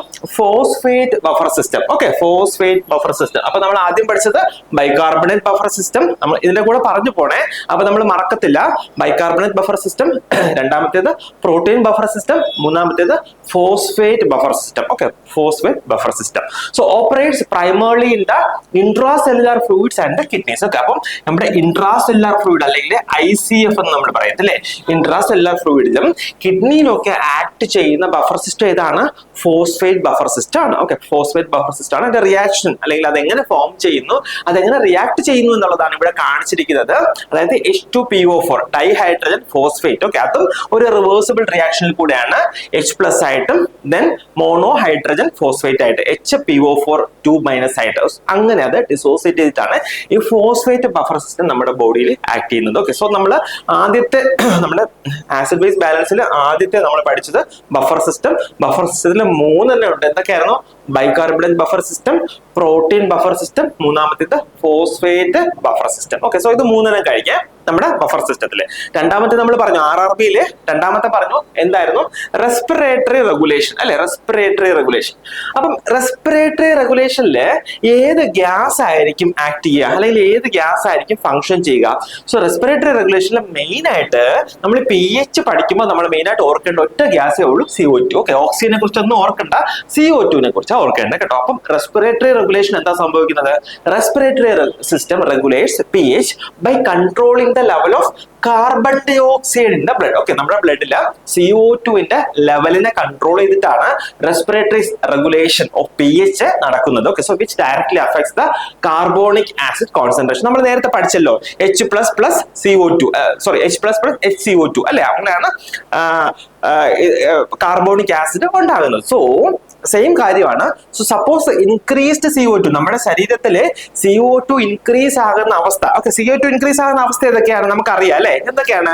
അതായത് നമുക്ക് റെസ്പിറേഷൻ എടുക്കാൻ നമുക്ക് എന്തെങ്കിലും ഒരു അബ്നോർമാലിറ്റി ഉണ്ടെന്ന് വെച്ചോ, like CNS. Okay, CNS abnormality നമുക്ക് നമ്മുടെ റെസ്പിറേറ്ററി സെന്റർ ഉണ്ട് അല്ലെ, മെഡുലയിലെ റെസ്പിറേറ്ററി സെന്റർ ഉണ്ട്. സോ അവിടെ ഡിപ്രഷൻ ഉണ്ടാക്കുക, അല്ലെങ്കിൽ ഏതെങ്കിലും ഡ്രഗ്സ്, ഓക്കെ, അതായത് അനസ്തീഷ്യ ആയിട്ട്, അല്ലെങ്കിൽ നമ്മുടെ CNS-നെ ഡിപ്രസ് ചെയ്യുന്ന ഡ്രഗ്സ് ഉണ്ട്. അതായത് നമ്മൾ സാധാരണ അനസ്തീഷ്യയിലൊക്കെ യൂസ് ചെയ്യുന്ന ഡ്രഗ്സ് അല്ലെ, മോർഫിൻ എന്നൊക്കെ പറയുന്ന ഡ്രഗ്സ്. സോ അതൊക്കെ എടുത്തു കഴിഞ്ഞാൽ എന്താണ്, അത് നമ്മുടെ റെസ്പിറേറ്ററി സെന്ററിനെ ഡിപ്രസ് ചെയ്യും. സോ അപ്പൊ നമ്മുടെ റെസ്പിറേറ്ററി ഡ്രൈവ് കുറയും. അപ്പൊ എന്താണ്, നമുക്ക് റെസ്പിറേഷൻ തന്നെ പ്രോപ്പറായിട്ട് എടുക്കാൻ പറ്റുന്നില്ല. അപ്പം നമ്മുടെ ശരീരത്തിൽ ഈ CO2 റിട്ടൻഷൻ ഉണ്ടാവും, CO2 കൂടുതലായിട്ട് ഉണ്ടാവും അല്ലെ? സോ അതുപോലെയുള്ള കണ്ടീഷനിൽ എന്താ സംഭവിക്കുക, ഇൻക്രീസ്ഡ് CO2 എന്ത് സംഭവിക്കുന്നു, leads to increased carbonic acid അല്ലെ? അതായത് CO2 കൂടുമ്പോൾ അത് വെള്ളമായിട്ട് ചേർന്നിട്ട് എന്ത് സംഭവിക്കുന്നു, H2CO3 അല്ലെ? അതായത് H2O-യും നമ്മുടെ ശരീരത്തിലെ വെള്ളവും ഈ CO2-ന്റെ അളവ് ശരീരത്തിൽ കണ്ടമാനം കൂടുക എന്ന് വെച്ചോളൂ. അപ്പം CO2 ആയിട്ട് ആക്ട് ചെയ്തിട്ട് എന്ത് സംഭവിക്കുന്നു, H2CO3, അതാണ് ഈ കാർബോണിക് ആസിഡ് അല്ലെ? So causing acidosis. അപ്പൊ CO2 നമ്മുടെ ശരീരത്തിൽ കൂടുമ്പോൾ ഈ രീതിയിലാണ്, ഓക്കെ, ഈ രീതിയിലാണ് എന്ത് സംഭവിക്കുന്നത്, അസിഡോസിസ് ഉണ്ടാകുന്നത്. അപ്പൊ നമ്മുടെ ബോഡി അതിനെ എങ്ങനെ ആക്ട് ചെയ്യും, അല്ലെങ്കിൽ ബോഡി എങ്ങനെ റിയാക്ട് ചെയ്യും അതില്? സോ അവിടെയാണ് ഈ റെസ്പിറേറ്ററി റെഗുലേഷന്റെ ഇമ്പോർട്ടൻസ് വരുന്നത്. അപ്പൊ ബോഡി എന്ത് ചെയ്യും, bodies response is hyper ventilation. എന്താണ് ഹൈപ്പർ വെന്റിലേഷൻ? നമ്മുടെ റെസ്പിറേറ്ററി റേറ്റ് നമ്മൾ തന്നെ കൂട്ടുന്നു അല്ലെ? സോ ബോഡി, നമ്മളെന്ന് വെച്ചാൽ ബോഡി കേട്ടോ, നമ്മുടെ ബോഡി എന്ത് ചെയ്യുന്നു, നമ്മൾ അറിയാതെ തന്നെ റെസ്പിറേറ്ററി റേറ്റ് കൂട്ടുന്നു, അതിന്റെ റേറ്റും ഡെപ്തും കൂട്ടുന്നു. സോ അതിനാണ് നമ്മൾ എന്ത് പറയുന്നത്, ഹൈപ്പർ വെന്റിലേഷൻ എന്ന് പറയുന്നത് അല്ലെ? ഹൈപ്പർ വെന്റിലേഷൻ എന്ന് പറഞ്ഞാൽ എന്താണ്, ഹൈപ്പർ മീൻസ് ഇൻക്രീസ്ഡ്, വെന്റിലേഷൻ എന്ന് പറഞ്ഞാൽ നമ്മുടെ റെസ്പിറേഷൻ. അപ്പം increased depth and rate of respiration കൂട്ടുമ്പോൾ എന്ത് സംഭവിക്കും, നമ്മൾ കൂടുതലായിട്ട് ശ്വാസോച്ഛ്വാസം ചെയ്യുമ്പോൾ എന്ത് സംഭവിക്കുന്നു, ടു എക്സ്പെൽ ദ CO2, നമ്മുടെ കാർബൺ ഡൈ ഓക്സൈഡ് ശരീരത്തിൽ നിന്ന് പുറത്തേക്ക് പോകുന്നു. അപ്പൊ എന്താണ്, ഈ അസിഡോസിസ് എന്ന് പറയുന്ന കണ്ടീഷൻ റിവേർട്ട് ആയിട്ട് നോർമൽ pH-ലേക്ക് വരുന്നു. അതായത് അസിഡോസിസ് pH-ൽ നിന്ന് നോർമലിലേക്ക് വരുന്നു. അതാണ് ഈ റൈസിംഗ് ദ pH എന്ന് പറയുന്നത്. സോ ഇതാണ് എന്ത് സംഭവിക്കുന്നത്, റെസ്പിറേറ്ററി റെഗുലേഷൻ നടക്കുന്നത്. സോ നമ്മളിവിടെ ഇൻക്രീസ്ഡ് CO2 ആണ് പറഞ്ഞത്. ഇനി ഇതുപോലൊരു സിനാരിയോ ഉണ്ട്, എന്താണ്, ഡിക്രീസ്ഡ് CO2 അല്ലെ? നമ്മുടെ ശരീരത്തിൽ CO2 ഇൻക്രീസ് ചെയ്യുന്ന അവസ്ഥ ഉണ്ടാകും, CO2 ഡിക്രീസ് ചെയ്യുന്ന അവസ്ഥ ഉണ്ടാകും. CO2 ഇൻക്രീസ് ആണ് നമ്മൾ ആദ്യം പറഞ്ഞത്. CO2 ഡിക്രീസ് ചെയ്യുമ്പോൾ എന്താ സംഭവിക്കുന്നത്, കാർബൺ ഡൈ ഓക്സൈഡ് നമ്മുടെ ശരീരത്തിൽ കുറയുമ്പോൾ എന്താ സംഭവിക്കുന്നത്, അത് റെഡ്യൂസസ് ദ കാർബോണിക് ആസിഡിനെ റെഡ്യൂസ് ചെയ്തിട്ട് ആൽക്കലോസിസ് ഉണ്ടാകും. സോ ഈ ഒറ്റ കാര്യം ഓർത്തിരുന്നാൽ മതി, CO2 കൂടുമ്പം ശരീരം അസിഡോസിസിലേക്ക് പോകുന്നു, CO2 കുറയുമ്പോൾ ശരീരം ആൽക്കലോസിസിലേക്ക് പോകുന്നു. സോ ഇത് ബേസിക് ആയിട്ട് നമ്മൾ ഓർത്ത് വെക്കേണ്ട കാര്യമാണ്. സോ അപ്പൊ എന്താ സംഭവിക്കുന്നത്, ബോഡിയുടെ റെസ്പോൺസ് എന്തായിരിക്കും, നേരത്തെ എന്ത് പറഞ്ഞു, ഹൈപ്പർ വെന്റിലേഷൻ അല്ലെ? കൂടുതൽ പ്രാവശ്യം ശ്വാസോച്ഛ്വാസം ചെയ്യുമ്പോൾ CO2 പുറത്തേക്ക് പോകും. ഇവിടെ എന്താ ബോഡി ചെയ്യുക, ഹൈപ്പോ വെന്റിലേഷൻ, അതായത് റെസ്പിറേഷന്റെ അളവ് കുറയ്ക്കുന്നു, ഡെപ്ത് കുറയ്ക്കുന്നു. അപ്പൊ അതിനെന്താ പറയുക, ഹൈപ്പോ വെന്റിലേഷൻ. അത് കാരണം എന്ത് സംഭവിക്കും, to retain the CO2 carbon dioxide ശരീരത്തിന്റെ പുറത്തേക്ക് പോകുന്നില്ല, അത് കൂടുതലായിട്ട് റീറ്റെയിൻ ചെയ്യുമ്പോൾ pH ലോവർ ആകുന്നു, അല്ലെങ്കിൽ pH ലോവർ ചെയ്തിട്ട് അത് എങ്ങോട്ട് കൊണ്ടുവരുന്നു, നോർമൽ pH-ലേക്ക് കൊണ്ടുപോകുന്നു അല്ലെ? So this mechanism works within minutes but does not fully correct the imbalance. ഈ മെക്കാനിസം എന്താണ്, പെട്ടെന്ന് വർക്ക് ചെയ്യുകയൊക്കെ ചെയ്യും, ഓക്കെ, പെട്ടെന്ന് ഇത് ആക്ട് ചെയ്യും, പക്ഷെ ഇത് കംപ്ലീറ്റ് ആയിട്ട് അല്ലെങ്കിൽ ഫുൾ ആയിട്ട് ഇംബാലൻസിനെ കറക്റ്റ് ചെയ്യുന്നില്ല. സോ ഇതാണ് റെസ്പിറേറ്ററി റെഗുലേഷൻ എന്ന് പറയുന്നത്. മനസ്സിലാകുന്നുണ്ട് അല്ലെ? സോ ഫസ്റ്റ് നമ്മൾ എന്താ പഠിച്ചത്, നമ്മുടെ ബഫർ സിസ്റ്റം പഠിച്ചു. രണ്ടാമത്തേത് റെസ്പിറേറ്ററി റെഗുലേഷൻ. RRB-യിൽ മൂന്നാമത്തെ എന്താണ്, റീനൽ റെഗുലേഷൻ അല്ലെ? Renal regulation. സോ ഇവിടെ പിന്നെ ഒരു ക്വസ്റ്റ്യൻ ചോദിക്കേ, the most powerful regulators of acid base balance. നമ്മൾ ആദ്യം പറഞ്ഞു ഇമ്മീഡിയറ്റ് ആക്ട് ചെയ്യുന്ന എന്തായിരുന്നു, നമ്മുടെ ബഫർ സിസ്റ്റം ആണ്. ഓക്കെ, ബഫർ സിസ്റ്റം, അതിൽ 3 പഠിച്ചു, ബൈകാർബണേറ്റ്, പ്രോട്ടീന്, പിന്നെ മൂന്നാമത്തെ എന്തായിരുന്നു പഠിച്ച, ഫോസ്ഫേറ്റ് ബഫർ സിസ്റ്റം അല്ലെ? സോ ഇവിടെ എന്താണ് മോസ്റ്റ് പവർഫുൾ റെഗുലേറ്റർ ആരാണെന്ന് ചോദിച്ചു കഴിഞ്ഞാൽ എന്താണ്, മാറിപ്പോകരുത്, മോസ്റ്റ് പവർഫുൾ റെഗുലേറ്റർ ആരാണെന്ന് ചോദിച്ചു കഴിഞ്ഞാൽ ഉത്തരം കിഡ്നിയാണ്. So kidneys are the most powerful regulators of acid base balance, making long term adjustment. അപ്പം ലോങ് ടേമിലായിട്ട് നമ്മുടെ ബോഡിക്ക് അഡ്ജസ്റ്റ്മെന്റ് വേണം, pH-ല് ആസിഡ് ബേസ് ബാലൻസിൽ അഡ്ജസ്റ്റ്മെന്റ് വേണമെങ്കിൽ അവിടെ ആക്ട് ചെയ്യുന്നത് ആരാണ്, കിഡ്നീസ് ആണ്. ഓക്കെ, സോ കിഡ്നീസ് ആണ്. സോ ഇവര് ഈ കിഡ്നീസ് എങ്ങനെയാ നമ്മുടെ ആസിഡ് ബേസ് ബാലൻസ് മെയിൻറ്റെയിൻ ചെയ്യാനായിട്ട് വർക്ക് ചെയ്യുക, ഒന്ന് excreting the H+ ions in the urine. അതായത് നമ്മുടെ ശരീരത്തിൽ നിന്നുള്ള ഹൈഡ്രജൻ അയോൺ, അതാണല്ലോ ഈ H+ എന്ന് പറയുന്നത്. സോ ഈ H+ അയോൺസിനെ യൂറിനിലൂടെ കിഡ്നി പുറത്ത് കളയും. രണ്ടാമത്തെ എന്താണ്, കിഡ്നിക്ക് വേറൊരു സിഗ്നിഫിക്കൻസ് ഉണ്ട് അല്ലേ, അതെന്താണ്, അത് റീഅബ്സോർബ് ചെയ്യും അല്ലെ. So reabsorbing bicarbonate, okay, reabsorbing bicarbonate into the blood. Okay, അതായത് റീനൽ ട്യൂബ്യൂൾസിൽ നിന്ന് ബൈകാർബണേറ്റിനെ റീഅബ്സോർബ് ചെയ്തിട്ട് അത് ബ്ലഡിലേക്ക് വിടുന്നു. മൂന്നാമത്തെ എന്താണ്, generating new bicarbonate when necessary. ശരീരത്തിന് ആവശ്യമുള്ളപ്പോൾ എന്ത് സംഭവിക്കുന്നു, ഈ ബൈകാർബണേറ്റിനെ പുതുതായിട്ട് ജനറേറ്റ് ചെയ്യുന്നു. സോ ഇതാണ് renal regulation in maintenance of acid base balance എന്ന് പറയുന്നത്. സോ ഇതിലും രണ്ട് സിനാരിയോ ഉണ്ട്. നമ്മൾ നേരത്തെ പറഞ്ഞല്ലോ, ആസിഡോസിസും ആൽക്കലോസിസും അല്ലെ. സോ ആസിഡോസിസ് വരുമ്പോൾ കിഡ്നി എന്താ ചെയ്യാം. സോ ആസിഡോസിസ് വരുമ്പോൾ നമ്മൾ നേരത്തെ പറഞ്ഞു, കിഡ്നീസ് എക്സ്ക്രീറ്റ് മോർ H+ അല്ലെ, ഹൈഡ്രജൻ അയോൺസിന് കൂടുതലായിട്ട് കിഡ്നീസ് എക്സ്ക്രീറ്റ് ചെയ്യും. പിന്നെ എന്ത് ചെയ്യും, ഒന്നുകിൽ റീഅബ്സോർബ് ചെയ്യും. എന്തിനാ, ഈ ബൈകാർബണേറ്റിന്. ഓക്കെ, ബൈകാർബണേറ്റിന് റീഅബ്സോർബ് ചെയ്യും, അല്ലെങ്കിൽ ജനറേറ്റ് ചെയ്യും ബൈകാർബണേറ്റിന്. അപ്പം ആസിഡോസിസ് എന്ന് പറഞ്ഞാൽ എന്താ സംഭവിക്കുക, അസിഡോസിസ് എന്ന് പറഞ്ഞാൽ pH എന്ത് ചെയ്യുന്നു, ഹൈഡ്രജൻ അയോൺ കൂടുന്നു അല്ലെ. സോ ഹൈഡ്രജൻ അയോൺ എന്ന് പറഞ്ഞാൽ അതൊരു ആസിഡ് കണ്ടന്റ് ആണ്. അപ്പൊ ആസിഡ് കണ്ടന്റ് കൂടുമ്പോൾ കിഡ്നീസ് എന്ത് ചെയ്യുന്നു, ആ ആസിഡിനെ പുറത്തേക്ക് കളയും, അല്ലെങ്കിൽ എന്ത് ചെയ്യും, ഈ ബൈകാർബണേറ്റിനെ അത് ജനറേറ്റ് ചെയ്യുകയോ റീഅബ്സോർബ് ചെയ്യും. അടുത്ത സിനാരിയോ എന്താണ്, ആൽക്കലോസിസ്. അപ്പൊ ആൽക്കലോസിൽ എന്താ സംഭവിക്കുന്നത്, ആൽക്കലോസിസില് കിഡ്നീസ് എക്സ്ക്രീറ്റ്, അതായത് ആൽക്കലോസിൽ ബൈകാർബണേറ്റ് കൂടുതലായിട്ട് വരും അല്ലെ. ആൽക്കലോസിസിൽ ബൈകാർബണേറ്റ് കൂടുതലായിട്ട് വരും, അസിഡോസിസിൽ ഹൈഡ്രജൻ അയോൺ കൂടുതലായിട്ട് വരുന്നു. സോ ആൽക്കലോസിസിൽ ബൈകാർബണേറ്റ് കൂടുതലായിട്ട് വരുമ്പോൾ കിഡ്നി എന്ത് ചെയ്യും, എക്സ്ക്രീറ്റ് ചെയ്യും അല്ലെ. Kidney excrete bicarbonate and retain H+. അപ്പോഴാണ് ഈ ആൽക്കലോസിസിൽ നിന്ന് ഈ പതിയെ pH നോർമലിലേക്ക് വരിക. So kidneys excrete bicarbonate and retain H+. Then it will take hours to days. Okay, it take hours to days to correct, but provides a sustained response. അതായത് കുറച്ചൊന്നും sustained ആയിട്ടുള്ള, അല്ലെങ്കിൽ കുറച്ചു നേരം നിലനിൽക്കുന്ന തരത്തിലുള്ള ഒരു കോമ്പൻസേറ്ററി മെക്കാനിസം തരുന്നതാണ് ആര്, റീനൽ റെഗുലേഷൻ. സോ അത് കുറച്ച് സമയം എടുക്കും ആക്ട് ചെയ്യും. നേരത്തെ പോലെ ബഫർ സിസ്റ്റം പോലെ പെട്ടെന്ന് ആക്ട് ചെയ്തില്ല, കുറച്ച് ടൈം എടുക്കും. പക്ഷെ ഈ കുറച്ച് ടൈം എടുക്കുന്ന പോലെ തന്നെ കുറച്ചധികം സമയം അത് സസ്റ്റെയിൻ ചെയ്യുകയും ചെയ്യും. സോ ഇതാണ് റീനൽ റെഗുലേഷൻ. ഇതാണ് റീനൽ റെഗുലേഷൻ. അപ്പൊ മനസ്സിലായോ, നമ്മുടെ ബോഡിയിൽ pH റെഗുലേറ്റ് ചെയ്യുന്നത് എങ്ങനെയാണെന്ന് മനസ്സിലായല്ലോ. സോ അപ്പം നമ്മൾ ഈ പറഞ്ഞ കാര്യങ്ങൾ ചിലപ്പം അങ്ങോട്ടും ഇങ്ങോട്ടും ടെസ്റ്റ് ചെയ്തിട്ടൊക്കെ ക്വസ്റ്റ്യൻസ് ചോദിക്കാം. ഓക്കെ, സോ നമ്മൾ 3 കാര്യങ്ങളാണ് മെയിൻ ആയിട്ട് പഠിച്ചത്. എന്തായിരുന്നു, ഒന്ന് RRBL, അതായത് ബഫർ സിസ്റ്റം ഉണ്ട്, പിന്നെ എന്താണ്, റീനൽ റെഗുലേഷൻ ഉണ്ട്, പിന്നെ നമ്മൾ ഇപ്പൊ പഠിച്ച കാര്യം എന്തായിരുന്നു, നമ്മുടെ renal regulation, respiratory regulation. Okay, buffer system, renal and respiratory regulation, ഇത് 3 ഉണ്ട്. സോ ബഫർ സിസ്റ്റത്തിൽ നമ്മൾ 3 പഠിച്ചു അല്ലെ. ഏതൊക്കെയായിരുന്നു, bicarbonate buffer, protein buffer and phosphate buffer, ഈ 3 കാര്യം പഠിച്ചു അല്ലെ.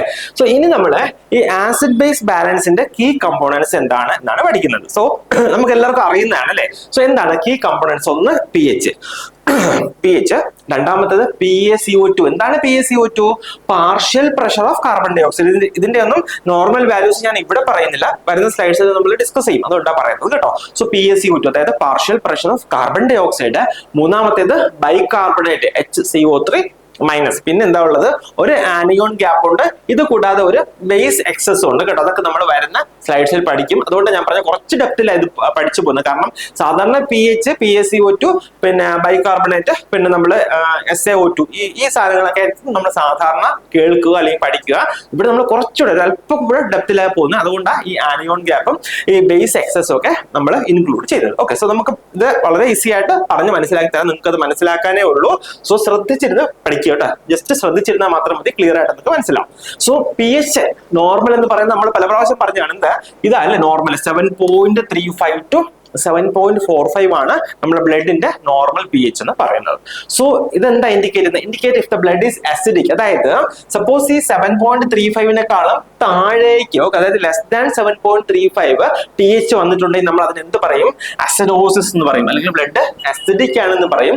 And if it is more than 7.45 അല്ലെ, 7.45 മുകളിലാണെങ്കിൽ അത് നമ്മൾ എന്ത് പറയും, ആൽക്കലൈൻ എന്ന് പറയും അല്ലെ. സോ അതാണ് അസിഡിക്കും ആൽക്കലൈനും. ഓക്കെ, ബേസ്ഡ് ഓൺ pH വെച്ചിട്ട് നമ്മൾ പറയുന്നതാണ്. 7.35 കുറഞ്ഞു കഴിഞ്ഞാൽ അസിഡിക് എന്ന് പറയും, 7.45 കൂടി കഴിഞ്ഞാൽ ആൽക്കലൈൻ എന്ന് പറയും. സോ ക്ലിയർ ആയല്ലോ. സോ നെക്സ്റ്റ് കമ്പോണന്റ് നമ്മൾ അവിടെ എന്താ പറഞ്ഞത്, PaCO2. സോ ഈ നോർമൽ വാല്യൂസ് എല്ലാം ഒരു പേപ്പറിൽ എഴുതി വെച്ച് പഠിക്കുക കേട്ടോ. കാരണം ഇതിൽ നിന്നും സാധാരണ ക്വസ്റ്റ്യൻസ് ചോദിക്കാറുണ്ട്. എന്താ, ഒന്ന് നോർമൽ വാല്യൂ എന്താന്ന് തന്നെ ചോദിക്കും, അല്ലെങ്കിൽ ചിലപ്പോൾ അവർ ഒരു വാല്യൂ തന്നിട്ട് അത് സോൾവ് ചെയ്തിട്ട് ഏത് തരത്തിലുള്ള ആസിഡ് ബേസ് ഇംബാലൻസ് ആണ് എന്ന് എഴുതാൻ പറയും കേട്ടോ. അപ്പോൾ ആ രീതിയിൽ ക്വസ്റ്റ്യൻസ് ചോദിക്കും. അതുകൊണ്ട് ഈ നോർമൽ വാല്യൂസ് എഴുതി തന്നെ പഠിച്ച് പോവുക. സോ എന്താണ് PaCO2 എന്ന് പറയുന്നത്? Partial pressure of carbon dioxide. അതായത് നമ്മളെ ബ്ലഡിൽ പല കമ്പോണൻസ് ഉണ്ട്, കുറെ പ്രോട്ടീൻസ് ഉണ്ട്, കുറെ ഫ്ലൂയിഡ് കമ്പോണന്റ് ഉണ്ട്, കുറെ ഗ്യാസസ് ഉണ്ട്.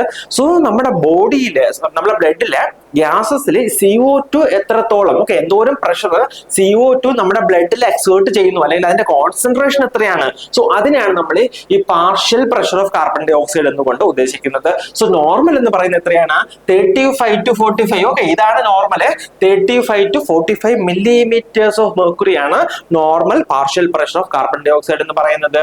സോ ഇത് എന്താണ്? ഇതാണ് നമ്മുടെ ആസിഡ് ബേസ് ബാലൻസിലെ റെസ്പിറേറ്ററി കമ്പോണന്റ്. അത് നമ്മൾ ഒരിക്കൽ പറഞ്ഞ കാര്യം അല്ലേ. നമ്മുടെ ആസിഡ് ബേസ് ബാലൻസിലെ റെസ്പിറേറ്ററി കമ്പോണന്റ് എന്ന് പറയുന്നത് എന്താണ്?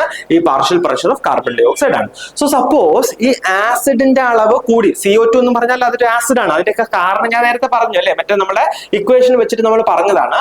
സോ ഈ ഹൈ PaCO2, അതായത് partial pressure of carbon dioxide കൂടുതലാണ്. ഏതിനേക്കാളും കൂടുതലാണ്? If it is more than 45. Okay, ഇത് 45-നേക്കാളും കൂടുകയാണെങ്കിൽ നമ്മൾ അതിന് എന്ത് പറയും? Respiratory acidosis. വളരെ ശ്രദ്ധിച്ചിരിക്കുക, വളരെ ഇമ്പോർട്ടന്റ് ആയിട്ടുള്ള കൺസെപ്റ്റ് ആണ്. ഓർക്കുക, ഹൈ PaCO2. അപ്പം നമ്മൾ പറഞ്ഞു ഈ റെസ്പിറേറ്ററി കമ്പോണന്റ് ആരാണ്? PaCO2 അല്ലെ. അപ്പോ PaCO2-ന് എന്തെങ്കിലും ചേഞ്ച് വന്നിട്ടുണ്ടെങ്കിൽ അതെന്താണ്? റെസ്പിറേറ്ററി ആണ്. ഓക്കെ, അതായത് നമ്മൾ ആസിഡ് ബേസ് ഇംബാലൻസ് പഠിക്കുമ്പോൾ രണ്ട് കാര്യം പഠിക്കും. ഒന്ന് റെസ്പിറേറ്ററിയും ഒന്ന് മെറ്റബോളിക്കും. ഓക്കെ, സോ അതില് റെസ്പിറേറ്ററി കമ്പോണന്റ് എന്ന് പറയണമെങ്കിൽ CO2-ന് വ്യത്യാസം ഉണ്ടാവും. CO2-ന് എന്തോരം വ്യത്യാസം ഉണ്ടാവും? ഈ 35-നും 45-നും ഇടയ്ക്ക് അല്ലാണ്ട് എങ്ങോട്ടെങ്കിലും വ്യതിചലിച്ച് പോയിട്ടുണ്ടാവും. സോ അതുകൊണ്ടാണ് പറയുന്നത് if PaCO2 partial pressure of carbon dioxide more than 45. Okay, more than 45 ആണെങ്കിൽ അവിടെ എന്താ? അവിടെ മോർ ദാൻ 45-ലോട്ട് ആരാ പോയത്? CO2 അല്ലെ. CO2 മുകളിലേക്ക് പോയതുകൊണ്ട് അത് റെസ്പിറേറ്ററി കമ്പോണന്റ് ആണ്. CO2 കൂടിയത് കൊണ്ട്, ഓക്കെ, CO2 കൂടിയത് കൊണ്ട് അത് അസിഡോസിസ് ആണ്. മനസ്സിലായല്ലോ? അതായത് നോർമൽ വാല്യൂവിൽ നിന്ന് CO2 വ്യതിചലിച്ചു പോയി, അതുകൊണ്ട് റെസ്പിറേറ്ററി ചേഞ്ച് ആണ് വന്നിരിക്കുന്നത്. CO2 45-ന് മുകളിലാണ്, അപ്പം അസിഡോസിസ് ആണ്. സോ അതുകൊണ്ട് അത് റെസ്പിറേറ്ററി അസിഡോസിസ് ആണ്. If PaCO2 is more than 45 millimeters of mercury, that indicates hypoventilation അല്ലെ. അത് എപ്പോഴാ വരിക? നമ്മുടെ ശരീരം ഹൈപ്പോ വെന്റിലേറ്റ് ചെയ്യുമ്പോൾ. ഹൈപ്പോ വെന്റിലേഷൻ എന്താണ് നമ്മൾ നേരത്തെ പറഞ്ഞു. ഹൈപ്പോ വെന്റിലേഷൻ എന്താ സംഭവിക്കുക? ശരീരത്തിൽ CO2 carbon dioxide retention ഉണ്ടാകും. സോ അതുകൊണ്ടാണ് റെസ്പിറേറ്ററി അസിഡോസിസ് ഉണ്ടാകുക. മനസ്സിലായല്ലോ?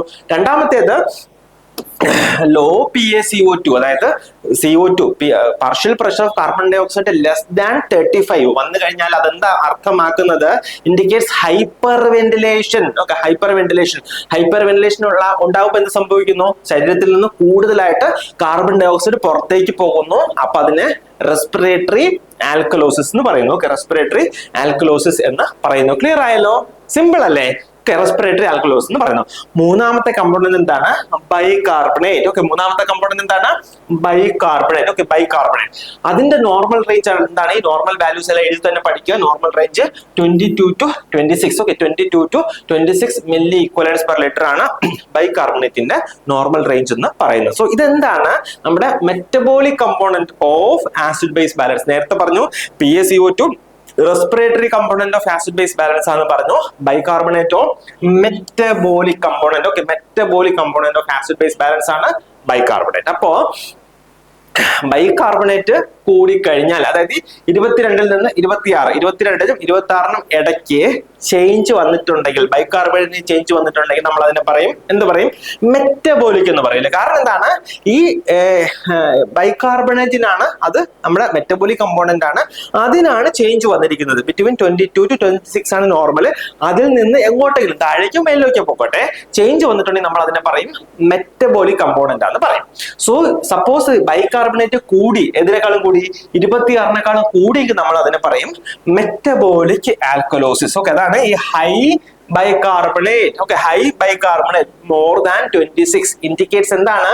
Metabolic alkalosis. അതേസമയം low bicarbonate, okay, low bicarbonate എത്രയാണ്? Less than 22 milli equivalents per litre ആണെങ്കിൽ എന്താണ്? അവിടെ ആൽക്കലി കണ്ടന്റ്, ബൈകാർബണേറ്റ് എന്ന് പറയുന്നത് ഒരു ബേസ് ആണ്, അല്ലെങ്കിൽ ഇത് ആൽക്കലി കമ്പോണന്റ് ആണ്. അപ്പൊ ആൽക്കലി കമ്പോണന്റ് നമ്മളെ ബ്ലഡിൽ കുറയുമ്പോ എന്താ സംഭവിക്കുക? ആസിഡോസിസ് സംഭവിക്കും അല്ലെ? സോ അപ്പൊ അതാണ് മെറ്റബോളിക് ആസിഡോസിസ് ആണ് if the bicarbonate is less than 22 milli equivalents per litre. Okay, മനസ്സിലാവുന്നുണ്ടോ? സോ ഇതാണ് നമ്മുടെ ബൈകാർബണേറ്റ് കമ്പോണന്റ് എന്ന് പറയുന്നത്. അപ്പൊ നമ്മൾ എന്തൊക്കെ പഠിച്ചു? ഒന്ന് pH പഠിച്ചു, PaCO2 പഠിച്ചു, ബൈകാർബണേറ്റ് H2HCO3 മൈനസ് പഠിച്ചു അല്ലെ? ഇനി എന്താണ്? Anion gap. നിങ്ങൾ സാധാരണ ചിലപ്പോൾ കേട്ട് കാണത്തില്ല, പക്ഷേ നമ്മൾ ക്രിട്ടിക്കൽ കെയറിൽ വർക്ക് ചെയ്യുന്ന കുട്ടികളുണ്ടെങ്കിൽ, അതായത് കാഷ്വാലിറ്റിയിലോ ICUയിലോ ഒക്കെ വർക്ക് ചെയ്യുന്ന കുട്ടികളുണ്ടെങ്കിൽ അവിടെ റെഗുലർ ആയിട്ട് നമ്മൾ ABGs ഒക്കെ നോക്കുന്നതാണ്. സോ അപ്പൊ അതിന്റെ റിപ്പോർട്ട് നിങ്ങൾ നോക്കുമ്പോൾ അതിനകത്ത് ഉണ്ടാവും AG എന്നുണ്ടാവും, ചിലപ്പോൾ AG എന്നുണ്ടാവും. സോ അതാണ് എന്ത്? ആനയോൺ ഗ്യാപ്പ് എന്ന് പറയുന്നത്. സോ ഇത് ഏതിലാണ് യൂസ് ചെയ്യുന്നത്? Suppose the patient is having metabolic acidosis. Suppose patient എന്താണ്?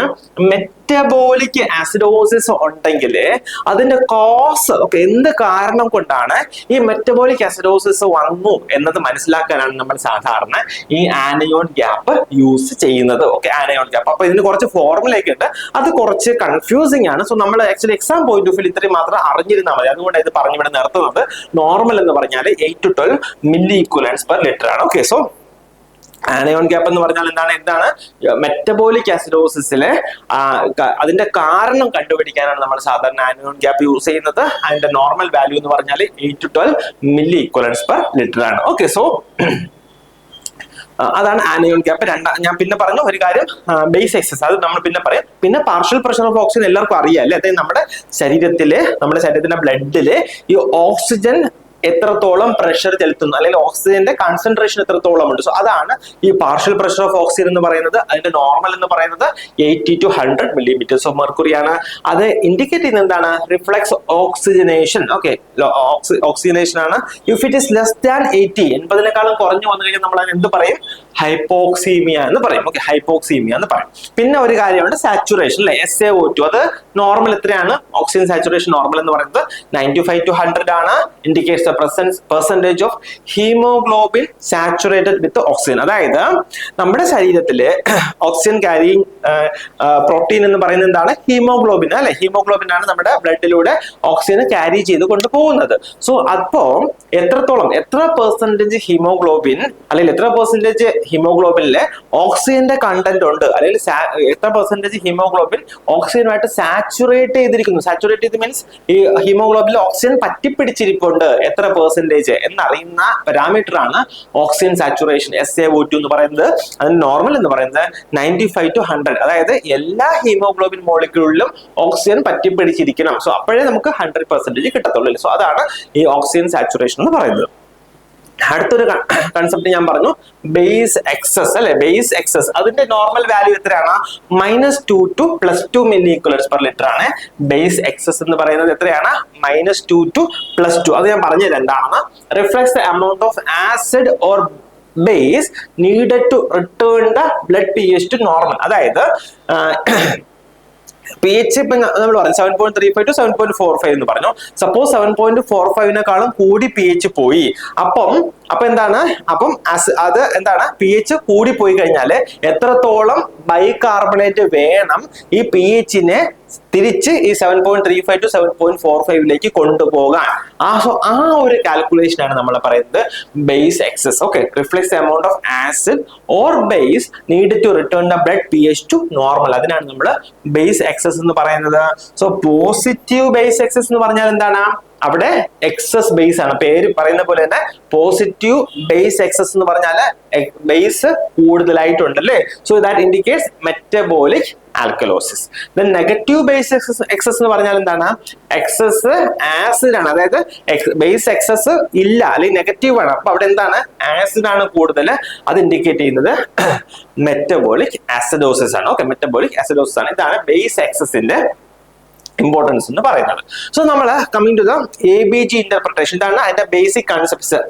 ABGയുടെ അല്ലെങ്കിൽ ആസിഡ് ബേസ് ബാലൻസിന്റെ ബേസിക് കോൺസെപ്റ്റ്സ് ആണ് നമ്മളിപ്പോൾ പറഞ്ഞത്. ഇനി നമ്മുടെ അതിന്റെ അനാലിസിസിലേക്ക് പോവാണ്. ഓക്കെ, നമുക്കൊരു വാല്യൂ കിട്ടിക്കഴിഞ്ഞാൽ നമ്മൾ അതിനെ എങ്ങനെ അത് അനലൈസ് ചെയ്യും എന്നുള്ള സ്റ്റെപ്സിലേക്ക് പോവാണ്. ശ്രദ്ധിച്ചിരിക്കുക കേട്ടോ, ശ്രദ്ധിച്ച് തന്നെ ഇരിക്കുക. സോ നമ്മൾ എന്ത് ചെയ്യാം, അതിൽ ആദ്യം നമ്മൾ ഐഡന്റിഫൈ ചെയ്യേണ്ടത് പേഷ്യന്റിന് എന്ത് പ്രൈമറി ഡിസോർഡർ ഉണ്ട് എന്നുള്ളതാണ്. So determine the primary disorder. എങ്ങനെയാണ്? Use the pH and primary abnormal value. അതായത് നമ്മൾ ആദ്യം pH നോക്കും, അത് നോർമൽ ആണോ, നോർമൽ ആണെങ്കിൽ എത്രയാണ് 7.35 to 7.45, അപ്പം നോർമൽ ആണോ നോക്കും. ആൻഡ് പ്രൈമറി അബ്നോർമൽ വാല്യൂ ഇതില്, അതായത് pH നമ്മൾ നോക്കി, അത് കഴിഞ്ഞിട്ട് നമുക്ക് രണ്ട് കമ്പോണന്റ് കൂടെ ഉണ്ട് അല്ലെ, റെസ്പിറേറ്ററി കമ്പോണന്റ് ആയ CO2ഉം മെറ്റബോളിക് കമ്പോണന്റ് ആയ ബൈകാർബണേറ്റും. സോ ഇതിൽ ഏതിനാണ് അബ്നോർമാലിറ്റി എന്ന് നോക്കും, CO2-നാണോ ബൈകാർബണേറ്റിനാണോ നോക്കും. എന്തിനാണ്? To identify the disorder. പേഷ്യന്റിന്റെ ഡിസോർഡർ അല്ലെങ്കിൽ ഡിസീസ് കണ്ടീഷൻ ഏതാണ് എന്ന് മനസ്സിലാക്കാനാണ് നമ്മൾ ആദ്യം pH നോക്കുന്നതും പിന്നെ സെക്കൻഡ് നമ്മൾ അബ്നോർമൽ വാല്യൂസ് ഇതിൽ നിന്ന് ഏതെങ്കിലും ഉണ്ടോ എന്ന് നോക്കുന്നത്. ഞാൻ പറഞ്ഞല്ലോ, CO2-നാണ് ചേഞ്ച് വന്നിട്ടുള്ളതെങ്കിൽ നമ്മൾ അതിന് റെസ്പിറേറ്ററി എന്ന് പറയും, ബൈകാർബണേറ്റിനാണ് ചേഞ്ച് വന്നിട്ടുള്ളതെങ്കിൽ നമ്മൾ അതിനെ എന്ത് പറയും, മെറ്റബോളിക് എന്ന് പറയും അല്ലെ. സോ നെക്സ്റ്റ് നമ്മൾ ചെയ്യേണ്ടതാണ് ചെക്ക് ഫോർ കോമ്പൻസേഷൻ. സാധാരണ ഇതുവരെ ഈ കോമ്പൻസേഷൻ അല്ലെങ്കിൽ നമ്മുടെ ആസിഡ് ബേസ് ബാലൻസിൽ ഈ കോമ്പൻസേറ്ററി മെക്കാനിസം അല്ലെങ്കിൽ ഒരു വാല്യൂ തന്നിട്ട് അത് കോമ്പൻസേറ്റഡ് ആണോ, പാർഷ്യലി കോമ്പൻസേറ്റഡ് ആണോ, ഫുള്ളി കോമ്പൻസേറ്റഡ് ആണോ, ആ രീതിയിലൊന്നും ഇതുവരെ ക്വസ്റ്റ്യൻ ചോദിച്ചിട്ടില്ല കേട്ടോ. പക്ഷെ ഞാൻ പറഞ്ഞല്ലോ, നമ്മൾ ഡീറ്റെയിൽ ആയിട്ടാണ് പറയുന്നത്.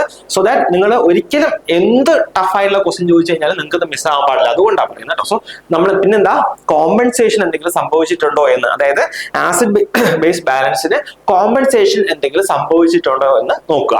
അപ്പൊ അത് എങ്ങനെ നോക്കുന്നത്? കംപ്ലീറ്റ് കോമ്പൻസേഷൻ എന്ന് പറഞ്ഞാൽ എന്താണ്? കംപ്ലീറ്റ് കോമ്പൻസേഷൻ എന്ന് പറഞ്ഞാൽ pH നോർമലിലേക്ക് വരും അല്ലെ, pH returns to normal. But എന്താണ്, കുറച്ച് കാര്യങ്ങൾ അബ്നോർമൽ ആയിരിക്കും. അതാണ് ഈ PaCO2, partial pressure of carbon ഡൈ ഓക്സൈഡും ഈ ബൈകാർബണേറ്റും ഒക്കെ എന്താണ്, അബ്നോർമൽ ആയിട്ട് നിൽക്കവേ pH നോർമലിലേക്ക് വരും. സോ അതിനാണ് നമ്മൾ കംപ്ലീറ്റ് കോമ്പൻസേഷൻ എന്ന് പറയുന്നത്. രണ്ടാമത്തേത് എന്താണ്, പാർഷ്യൽ കോമ്പൻസേഷൻ. അതായത് ബോഡി കോമ്പൻസേറ്റ് ചെയ്തിട്ടുണ്ട് പക്ഷെ ഫുള്ളായിട്ട് ചെയ്തില്ല, പാർഷ്യൽ ആയിട്ട് ചെയ്തിട്ടുള്ളൂ. അപ്പൊ എന്താണ്, pH നോർമലിലേക്ക് വരത്തില്ല പക്ഷെ closer to normal. Okay, pH is closer to normal but it is not fully corrected. അത് ഫുൾ ആയിട്ട് കറക്റ്റ് ആയി വന്നിട്ടില്ല. മൂന്നാമത്തെ ഒരു സിനാരിയോ ആണ് ഒരു കോമ്പൻസേഷൻ ഇല്ല. സാധാരണ നമ്മുടെ എക്സാമിനൊക്കെ ചോദിച്ചു വന്നിട്ടുള്ള ഏരിയ ഇതാണ്, നോ കോമ്പൻസേഷൻ. അതായത് no effort by the body to correct the imbalance. നമ്മുടെ ശരീരം ഒരു എഫേർട്ടും എടുത്തിട്ടില്ല ഈ ആസിഡ് ബേസ് ഇംബാലൻസിന് കറക്റ്റ് ചെയ്യാൻ. സോ ഇതാണ് കോമ്പൻസേറ്ററി മെക്കാനിസം എന്ന് പറയുന്നത്. സോ നമ്മൾ ഫസ്റ്റ് പറഞ്ഞു പ്രൈമറി ഡിസോർഡർ ഐഡന്റിഫൈ ചെയ്യുക. എങ്ങനെയാണ്? ആദ്യം pH നോക്കും, പിന്നെ നമ്മുടെ റെസ്പിറേറ്ററി കമ്പോണന്റ് ആയ PaCO2 നോക്കും, മെറ്റബോളിക് കമ്പോണന്റ് ആയ ബൈകാർബണേറ്റ് നോക്കും അല്ലെ. പിന്നെന്താ ചെയ്യാ, കോമ്പൻസേഷൻ എന്തെങ്കിലും സംഭവിച്ചിട്ടുണ്ടോ നോക്കുക. അതിൽ 3 സിനാരിയോ ഉള്ളത്. ഒന്ന് കംപ്ലീറ്റ് കോമ്പൻസേഷൻ, അതായത് pH നോർമലിലേക്ക് വന്നു പക്ഷെ ബാക്കി PaCO2ഉം ബൈകാർബണേറ്റും അബ്നോർമൽ ലെവലിൽ തന്നെ നിൽക്കുകയാണ്. പാർഷ്യൽ കോമ്പൻസേഷൻ എന്ന് പറഞ്ഞാൽ എന്താണ്, pH is closer to normal but അത് ഫുൾ ആയിട്ട് കറക്റ്റ് ആയിട്ടില്ല. നോ കോമ്പൻസേഷൻ എന്ന് പറഞ്ഞാൽ ബോഡി ഒരു എഫേർട്ടും എടുത്തിട്ടില്ല ഈ ആസിഡ് ബേസ് ഇംബാലൻസിന് കറക്റ്റ് ചെയ്യാനായിട്ട്. ഓക്കെ, സോ നമുക്ക് കോമൺ ആയിട്ടുള്ള ആസിഡ് ബേസ് ഡിസോർഡേഴ്സ് എന്തൊക്കെയാണെന്ന് ജസ്റ്റ് ഒന്ന് നോക്കാം. ഇതൊരു ഓവർവ്യൂ ആണ്.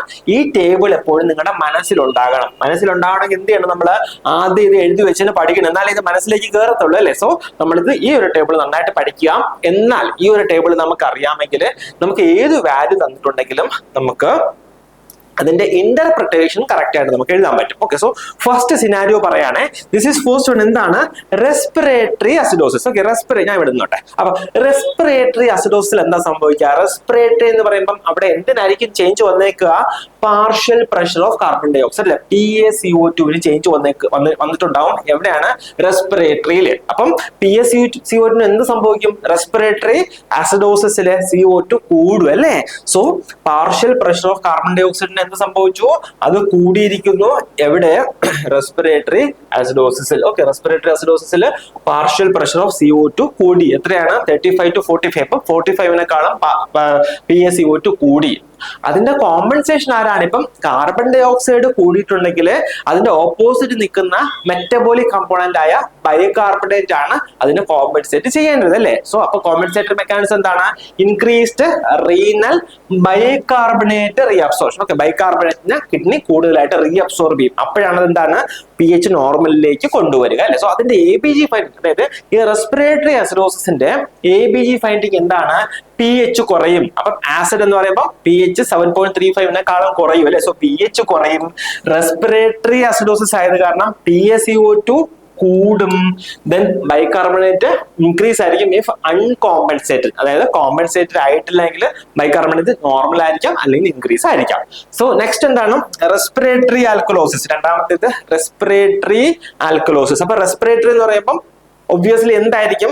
CO2 ചേഞ്ച് ആ ഉണ്ടായിരിക്കുന്നത് അല്ലെ. സോ CO2 കൂടിക്കഴിഞ്ഞാൽ റെസ്പിറേറ്ററി അസിഡോസിസ് എന്ന് പറയും. CO2 കുറഞ്ഞു കഴിഞ്ഞാലോ റെസ്പിറേറ്ററി ആൽക്കലോസിസ് എന്ന് പറയും. സോ എന്താ? PaCO2 ലെസ് ദാൻ എത്രയാണ്? 35 millimeters of mercury ആണ് PaCO2 ഇവിടെ വരിക. ഇവിടെ റെസ്പിറേറ്ററി ആൽക്കലോസിസില് അതിന്റെ കോമ്പൻസേറ്ററി മെക്കാനിസം എന്താണ്? സെയിം. CO2 എന്ന് പറഞ്ഞാൽ റെസ്പിറേറ്ററി ആണ്. അപ്പൊ കോമ്പൻസേഷൻ ഓപ്പോസിറ്റ് ആയിട്ടുള്ള മെറ്റബോളിക് ആണ്. സോ കോമ്പൻസേഷൻ ആരാണ്? ഡിക്രീസ്ഡ് ബൈകാർബണേറ്റ് റീനൽ റീഅബ്സോർപ്ഷൻ അല്ലെങ്കിൽ ഡിക്രീസ്ഡ് റീനൽ ബൈകാർബണേറ്റ് റീഅബ്സോർപ്ഷൻ. അപ്പൊ അതിന്റെ ABG ഫൈൻഡിങ് എന്തായിരിക്കും? റെസ്പിറേറ്ററി ആൽക്കലോസിസിലെ ആൽക്കലോസിസ് ആണ് pH 7.45 കൂടും. ഓക്കെ, pH 7.45 കൂടും. റെസ്പിറേറ്ററി ആൽക്കലോസിസ് ആയത് കാരണം PaCO2 കുറവാണ്, 35 ഡിക്രീസ്ഡ് ബൈകാർബണേറ്റ് ആണ് അല്ലെങ്കിൽ നോർമൽ ആണ് ഇഫ് കോമ്പൻസേറ്റ്. ഇത് കോമ്പൻസേറ്റ് ആണെങ്കിലാണ് ഡിക്രീസ്ഡ് ആകുന്നത്. അൺകോമ്പൻസേറ്റഡ് ആണെങ്കിൽ ഈ ബൈകാർബണേറ്റ് നോർമൽ ആയിരിക്കും. ഇവിടെയും ബൈകാർബണേറ്റ് നോർമൽ ആയിരിക്കും അൺകോമ്പൻസേറ്റഡ് ആണെങ്കിൽ. ഓക്കെ, കോമ്പൻസേറ്റഡ് ആണെങ്കിൽ ഈ ബൈകാർബണേറ്റ് കൂടിയിരിക്കും കേട്ടോ, അത് ഓർത്തോണേ. സോ മൂന്നാമത്തേത് മെറ്റബോളിക് അസിഡോസിസ്. അപ്പൊ മെറ്റബോളിക് അസിഡോസിസ് എന്ന് പറയുമ്പോൾ എന്താണ്? ബൈകാർബണേറ്റ് ആണ് ചേഞ്ച് വരിക അല്ലേ. അസിഡോസിസ് എന്ന് പറയുമ്പോൾ എന്താ സംഭവിക്കുന്നത്? Decreased bicarbonate. നോക്കിക്കേ, decreased bicarbonate less than 22, 22 bicarbonate കുറഞ്ഞു വരുന്നു. അപ്പൊ കോമ്പൻസേഷൻ ആരായിരിക്കും? റെസ്പിറേറ്ററി ആയിരിക്കും. അപ്പൊ ആസിഡോസിസ് എന്ന് പറയുമ്പോഴത്തേക്ക് അത് റെസ്പിറേറ്ററി റേറ്റ് കൂട്ടും അല്ലെ. Increase respiratory rate to decrease the partial pressure of carbon dioxide. Okay, partial pressure of carbon dioxide കുറയ്ക്കാൻ വേണ്ടി. അപ്പൊ നിങ്ങൾ ചോദിക്കും നോർമൽ PaCO2 ആണെങ്കിൽ ഒന്നും ചോദിക്കില്ല. അത് നോർമൽ ആണെങ്കിൽ അത് പിന്നെയും കുറയ്ക്കും കേട്ടോ. അവിടെയാണ് കോമ്പൻസേഷൻ ഉണ്ടാവുക. ഓക്കെ, സോ ഇതാണ് കോമ്പൻസേറ്ററി മെക്കാനിസം. അപ്പം ABG ഫൈൻഡിങ് എന്തായിരിക്കും? മെറ്റബോളിക് ആസിഡോസിസില് pH കുറയും. ഓക്കെ, pH കുറയും. എന്തുകൊണ്ട്? ആസിഡോസിസ് ആയതുകൊണ്ട് pH കുറയും. ബൈകാർബണേറ്റോ അതും കുറയും. കാരണം എന്താ? മെറ്റബോളിക് അസിഡോസിസ് ആണ്, ഡിക്രീസ്ഡ് ബൈകാർബണേറ്റ്. പിന്നെ കോമ്പൻസേഷൻ വന്നിട്ടുണ്ടെങ്കിൽ ഡിക്രീസ്ഡ് PaCO2. ഓക്കെ, PaCO2 കുറയും. കോമ്പൻസേഷൻ വന്നിട്ടുണ്ടെങ്കിൽ ഇല്ല എങ്കിൽ, കോമ്പൻസേഷൻ വന്നിട്ടില്ലെങ്കിൽ PaCO2 നോർമൽ റേഞ്ചിലായിരിക്കും. ഓക്കെ, അത് നമുക്ക് എക്സാമ്പിൾ ഉണ്ട്, അത് നമ്മൾ വർക്ക്ഔട്ട് ചെയ്യുമ്പോൾ നമുക്കത് മനസ്സിലാവും കേട്ടോ. നാലാമത്തേത് എന്താണ്? Metabolic alkalosis. Okay, metabolic alkalosis. Metabolic എന്ന് പറയുമ്പോൾ ബൈകാർബണേറ്റ് ആണ്. ആൽക്കലോസിസ് എന്ന് പറയുമ്പോൾ ബൈകാർബണേറ്റ് കൂടുന്നു. അപ്പൊ അതിന്റെ കോമ്പൻസേഷൻ ആരാണ്? റെസ്പിറേറ്ററി ആ ചെയ്യുന്നത് അല്ലെ. So decreased respiratory rate to increase PaCO2. Okay, partial pressure of carbon dioxide കൂട്ടാൻ വേണ്ടി റെസ്പിറേറ്ററി റേറ്റ് കുറയ്ക്കും. ഇതിലാ മെറ്റബോളിക് ആൽക്കലോസിസിന്റെ. അതിന്റെ ABG ഫൈൻഡിങ് എന്താണ്? Increase pH. ഓക്കെ, അപ്പം ആൽക്കലോസിസ് എന്ന് പറയുമ്പോൾ pH കൂടി അല്ലേ. ദെൻ ബൈകാർബണേറ്റും കൂടി. കാരണം എന്താ? മെറ്റബോളിക് ആൽക്കലോസിസ് ആണ്. ദെൻ ഇൻക്രീസ്ഡ് PaCO2 കോമ്പൻസേറ്റ് ആണെങ്കിൽ PaCO2 അല്ലെങ്കിൽ partial pressure of carbon dioxide കൂടും. സോ ഇതാണ് കോമൺ ആയിട്ടുള്ള ആസിഡ് ബേസ് ഡിസോർഡർ. സോ ഇതിനെ കുറിച്ചാണ് നമ്മൾ ഇനി പഠിക്കാൻ പോകുന്നത്. അതായത് നമുക്കൊരു വാല്യൂ കിട്ടിക്കഴിഞ്ഞാൽ നമ്മൾ അതിനെ എങ്ങനെയാ സോൾവ് ചെയ്യുന്നത്. ഇനി നമ്മുടെ ഡിസ്കഷൻ എങ്ങനെയാന്ന് വെച്ച് കഴിഞ്ഞാൽ കുറച്ച് ലെങ്തി ആണ് എനിക്കറിയാം, പക്ഷെ നിങ്ങൾ മുഴുവൻ കാണുക കേട്ടോ, എന്നാലേ നമുക്ക് അതിന്റെ പ്രയോജനം കിട്ടത്തുള്ളൂ. ഇനി നമ്മൾ ആക്ച്വലി 1-2 വാല്യൂസ് ഉണ്ടാവും, അത് നമ്മൾ വർക്ക്ഔട്ട് ചെയ്യും. പിന്നെ എന്താണ്, ഏതൊക്കെ കണ്ടീഷനിലാണ് ഈ ആസിഡ് ബേസ് ഇംബാലൻസ് ഉണ്ടാകുക എന്ന് പഠിക്കും. കാരണം അവിടെ നിന്നും ക്വസ്റ്റ്യൻസ് ചോദിച്ച് കണ്ടിട്ടുണ്ട്. ഇപ്പൊ ഒരു കണ്ടീഷൻ തന്നിട്ട് ഇതിൽ ഏത് ആസിഡ് ബേസ് ഇംബാലൻസ് ആണ് ഉണ്ടാകുക എന്ന് ചോദിക്കും കേട്ടോ. സോ അതിന്റെ കൺസെപ്റ്റ് നമുക്ക് അറിയാമെങ്കിൽ, അതായത് ആ ഡിസീസിന്റെ കൺസെപ്റ്റും ഈ ആസിഡ് ബേസ് ബാലൻസിന്റെ കൺസെപ്റ്റ് അറിയാമെങ്കിൽ അത് ഉറപ്പായിട്ട് ഈസി ആയിട്ട് ചെയ്യാം. അല്ലെങ്കിൽ അത് പഠിക്കാനുള്ള ട്രിക്സ് ഒക്കെ നമ്മൾ ലാസ്റ്റ് പറഞ്ഞു തരും കേട്ടോ. സോ അപ്പം സ്റ്റെപ്പ് ബൈ സ്റ്റെപ്പ് ABG ഇന്റർപ്രിട്ടേഷനിൽ നമുക്കത് എങ്ങനെ ചെയ്യാൻ പറ്റുക? അതിനൊരു ന്യൂമോണിക് ഉണ്ട് കേട്ടോ. ഒരു ന്യൂമോണിക് ഉണ്ട്. എന്താ ന്യൂമോണിക്? റോം എന്ന് പറയും. നിങ്ങളൊക്കെ പലപ്പോഴും കേട്ടിട്ടുണ്ടാവും അല്ലെ? റോം എന്ന് പറഞ്ഞാൽ R for respiratory, O for opposite കേട്ടോ. അതായത് റെസ്പിറേറ്ററിക്ക് ഓപ്പോസിറ്റ് ആയിരിക്കും. എന്തൊക്കെയാണ്? അപ്പം നമ്മൾ ABG ആണ് പഠിക്കുന്നത്. അപ്പം ഒരു pH അതിലുണ്ടാവും അല്ലെ, ഒരു pH ഉണ്ടാവും. പിന്നെ റെസ്പിറേറ്ററി ആകുമ്പോൾ എന്താണ്, ഒരു CO2 ഉണ്ടാവും അല്ലെ, ഒരു CO2 ഉണ്ടാവും, ഒരു pH ഉണ്ടാവും. അപ്പം ഈ pHഉം ഈ CO2ഉം ഓപ്പോസിറ്റ് ഡയറക്ഷനിലായിരിക്കും പോവുക. ഏതിലാണ്? റെസ്പിറേറ്ററിയിൽ. അപ്പൊ നമുക്ക് നോക്കാം. In respiratory disorders pH and PaCO2 move in the opposite direction. എങ്ങനെയാണ്? സപ്പോസ് pH കുറയുക എന്ന് പറഞ്ഞാൽ എന്താ സംഭവിക്കുക? അസിഡോസിസ് അല്ലെ. സോ pH കുറഞ്ഞു കഴിഞ്ഞാൽ PaCO2 കൂടും. സോ അതിനെന്ത് പറയും നമ്മള്? Respiratory acidosis. ഓക്കെ, മനസ്സിലായോ? pH കുറഞ്ഞു കഴിഞ്ഞാൽ PaCO2 കൂടും. അതിന് നമ്മൾ എന്ത് പറയും? Respiratory acidosis. Okay, next pH കൂടി. ഓക്കെ, pH കൂടുമ്പോൾ എന്ത് സംഭവിക്കും? PaCO2 കുറഞ്ഞു കഴിഞ്ഞാൽ നമ്മൾ പറയും റെസ്പിറേറ്ററി ആൽക്കലോസിസ്. ഓക്കെ, pH കൂടി 7.45 കൂടി ആൽക്കലോസിസ്. PaCO2 കുറഞ്ഞു respiratory. Okay, respiratory alkalosis. So ഇതാണ് റോമിലെ RO. മനസ്സിലായോ? അതായത് നിങ്ങൾക്ക് ഈസി ആയിട്ട് മനസ്സിലാവാൻ വേണ്ടിയാണ് ഇത് പറയുന്നത്. നെക്സ്റ്റ് ME, റോമിന്റെ M E. M എന്ന് പറഞ്ഞാൽ എന്താണ്? മെറ്റബോളിക്കും E എന്ന് പറഞ്ഞാൽ ഈക്വലും. Okay, M for metabolic and E for equal. അപ്പം ഇൻ മെറ്റബോളിക് ഡിസോർഡേഴ്സിൽ എന്താ സംഭവിക്കുന്നത്? pH മെറ്റബോളിക് എന്ന് പറയുമ്പോൾ ബൈകാർബണേറ്റ് അല്ലെ, HCO3 മൈനസും pH അത് എങ്ങോട്ടാ പോകുന്നത്? അത് ഈക്വൽ ആയിട്ടുള്ള ഡയറക്ഷനിലായിരിക്കും. ഓക്കെ, ഈക്വൽ ഇങ്ങനെ പോവുകയാണെങ്കിൽ ഇങ്ങനെ തന്നെ പോകും, ഈക്വൽ ഡയറക്ഷനിലായിരിക്കും. അപ്പൊ എന്താ?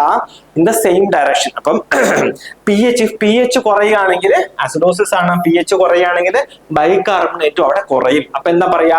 Metabolic acidosis. അതേസമയം pH കൂടിക്കഴിഞ്ഞാലോ ആൽക്കലോസിസ് എന്ന് പറയും. അപ്പം ബൈകാർബണേറ്റ് അവിടെ ബൈകാർബണേറ്റും കൂടും. അപ്പൊ നമ്മൾ അതിന് എന്ത് പറയും? Metabolic alkalosis. Okay, metabolic alkalosis. So ഇതാണ് റോം എന്ന് പറയുന്ന ന്യൂമോണിക്. ഓക്കെ, സോ നെക്സ്റ്റ് നമ്മൾ അതിന്റെ സ്റ്റെപ്സ് ആണ് നോക്കുന്നത്. നമ്മൾ ഓൾറെഡി പറഞ്ഞ കാര്യമാണ്. എന്തൊക്കെ ചെയ്യുക? ഒന്ന് ABG ഇന്റർപ്രിട്ടേഷൻ, ഒന്ന് pH നോക്കും. അത് അസിഡിക് ആണോ ബേസ് ആണോ അത് നോർമൽ ആണോ നോക്കും. നെക്സ്റ്റ് പ്രൈമറി ഡിസ്റ്റർബൻസ് ഡിറ്റർമിൻ ചെയ്യും. അതായത് PaCO2 നമ്മൾ നോക്കും. അപ്പൊ റെസ്പിറേറ്ററിക്ക് എന്തെങ്കിലും ചേഞ്ച് ഉണ്ടോ നോക്കും. നെക്സ്റ്റ് നമ്മൾ ബൈകാർബണേറ്റ് നോക്കും. HCO3 മൈനസ് മെറ്റബോളിക് കമ്പോണന്റ് അറിയാൻ വേണ്ടിയാണ്. മൂന്നാമത്തേതോ കോമ്പൻസേഷൻ എന്തെങ്കിലും സംഭവിച്ചിട്ടുണ്ടോ നോക്കും. അതെന്താണ്? If the body is trying to correct the imbalance. ഞാൻ പറഞ്ഞല്ലോ, നമ്മൾ കോമ്പൻസേറ്ററി മെക്കാനിസം പലതും പറഞ്ഞു അല്ലേ. സോ ആ കോമ്പൻസേറ്ററി മെക്കാനിസം വെച്ചിട്ട് നമ്മുടെ ബോഡി ഈ pH ഇംബാലൻസിനെ കറക്റ്റ് ചെയ്യാൻ നോക്കുന്നുണ്ടോ എന്ന് നോക്കും. എന്നിട്ട് കറക്റ്റ് ചെയ്യാൻ നോക്കുന്നുണ്ടെങ്കിലോ അത് ഏത് ടൈപ്പിലുള്ള കോമ്പൻസേഷൻ ആണ് നോക്കും. ഫുൾ ആണോ, പാർഷ്യൽ ആണോ, നോ കോമ്പൻസേഷൻ ആണോ നോക്കും. കേട്ടോ. അപ്പൊ ഈ രീതിയിലാണ് നമ്മൾ ABG അനാലിസിസ് ചെയ്യുന്നത്. അപ്പൊ നമുക്കൊരു എക്സാമ്പിൾ ഉണ്ട്. അപ്പൊ നിങ്ങൾ എന്താ ചെയ്യേണ്ടത്? ഈ വാല്യൂസ്, ഓക്കെ, തന്നിരിക്കുന്ന വാല്യൂസ് പേപ്പറിൽ എഴുതുക. നമ്മൾ ഇതുവരെ പഠിച്ചത് വെച്ചിട്ടുള്ള ആ അറിവ് വെച്ച് നിങ്ങളൊന്ന് കാൽക്കുലേറ്റ് ചെയ്ത് നോക്കുക, അല്ലെങ്കിൽ ഇതിന്റെ ഡയഗ്നോസിസ് ചെയ്ത് നോക്കുക. ഏത് തരത്തിലുള്ള ആസിഡ് ബേസ് ഇംബാലൻസ് ആയിരിക്കും പേഷ്യന്റിന് ഉണ്ടായിരിക്കുന്നത് എന്ന് ജസ്റ്റ് ഒന്ന് ചെയ്ത് നോക്കുക കേട്ടോ. അപ്പം pH എത്രയാണ്? 7.29, PaCO2 55 millimeters of mercury, bicarbonate 26 milli equivalents per liter. ഇതാണ് നമ്മുടെ വാല്യൂസ്. സോ ഈ വാല്യൂസ് തന്നിട്ട്, ഇതുപോലൊരു വാല്യൂ തന്നിട്ട് നമുക്ക് എക്സാമിന് അതിന്റെ അനാലിസിസ് ചെയ്ത് കൊടുക്കാനായിട്ട് പറയും കേട്ടോ. സോ നമ്മളത് കറക്റ്റ് ആയിട്ട് കഴിഞ്ഞാൽ നമുക്ക് ഒരു മാർക്ക് ഈസി ആയിട്ട് കിട്ടുവേ. സോ pH 7.29 അല്ലെ. അപ്പം 7.35 കുറവാണ്. അപ്പൊ അതെന്താണ്? അതൊരു അസിഡോട്ടിക് സ്റ്റേറ്റ് ആണ് അല്ലെ. സോ അസിഡോസിസ് ആണ്. അപ്പം pH 7.29 എന്ന് പറയുമ്പോൾ അസിഡോസിസ് ആണ്. പിന്നെ നോക്കിക്കേ, റെസ്പിറേറ്ററി കമ്പോണന്റ് നോക്കുമ്പോൾ അത് അബ്നോർമൽ ആണ് അല്ലെ. അത് മോർ ദാൻ 45, 45 കൂടി അധികം അല്ലെ, 55 നിൽപ്പുണ്ട് അല്ലെ. അപ്പൊ അവിടെ എന്താ സംഭവിക്കുക? റെസ്പിറേറ്ററി ചേഞ്ച് അല്ലേ വന്നിരിക്കുന്നത്. അപ്പൊ respiratory, okay, respiratory. Next compensation എന്തെങ്കിലും സംഭവിച്ചിട്ടുണ്ടോ എന്ന് അറിയാനായിട്ട് നമുക്ക് ഈ ബൈകാർബണേറ്റ് നോക്കാം. ബൈകാർബണേറ്റിന് നോർമൽ എത്രയാണ്? 22 to 26 അല്ലെ. ഇവിടെ 26 ആണ്. അപ്പൊ അത് നോർമൽ ആണ്. ഒരു കോമ്പൻസേഷനും സംഭവിച്ചിട്ടില്ല. അപ്പം അത് മാത്രമല്ല pH അബ്നോർമൽ ആണ്. അപ്പൊ കോമ്പൻസേഷനെ സംഭവിച്ചിട്ടില്ല. ഒരു കോമ്പൻസേഷന് വേണ്ടി ഒരു ശ്രമവും നടന്നിട്ടില്ല. അപ്പൊ എന്താ? റെസ്പിറേറ്ററി അസിഡോസിസ് ആണ് ഇവിടുത്തെ ഡയഗ്നോസിസ്. നോക്കിയേ, അപ്പം ഡയഗ്നോസിസ് എന്താണ്? Acute respiratory acidosis. സാധാരണ റെസ്പിറേറ്ററി അസിഡോസിസ് ഒക്കെ വരുന്നത് COPD, okay, chronic obstructive pulmonary disease, അതിന്റെ എക്സ്ട്രാ സർഫേഷനിലാണ് സാധാരണ റെസ്പിറേറ്ററി അസിഡോസിസ് ഒക്കെ വരുന്നത്. സോ അപ്പം ഇതാണ്, അതായത് ഈ കേസിൽ റെസ്പിറേറ്ററി അസിഡോസിസ് ആണ്. ആസിഡ് ബേസ് ഇംബാലൻസ് അല്ലെങ്കിൽ നമ്മുടെ ABCയുടെ ഇന്റർപ്രിട്ടേഷൻ എന്ന് പറയുന്നത് ആസിഡ് ബേസ് റെസ്പിറേറ്ററി ആസിഡോസിസ് ആണ്. ക്ലിയർ ആയല്ലോ? സോ നമുക്ക് ഈ രീതിയിൽ ഏത് ക്വസ്റ്റ്യൻ കിട്ടിക്കഴിഞ്ഞാലും നമുക്ക് സോൾവ് ചെയ്യാൻ കഴിയും. ഓക്കെ, നെക്സ്റ്റ് ഒരു എക്സാമ്പിൾ ഇവിടെ എന്താണ് pH, ഇതും ഇതുപോലെ നേരത്തെ ഞാൻ പറഞ്ഞ പോലെ പേപ്പറിൽ എഴുതി വെച്ച് തന്നെ ഇന്റർപ്രിട്ടേഷൻ ചെയ്യുക.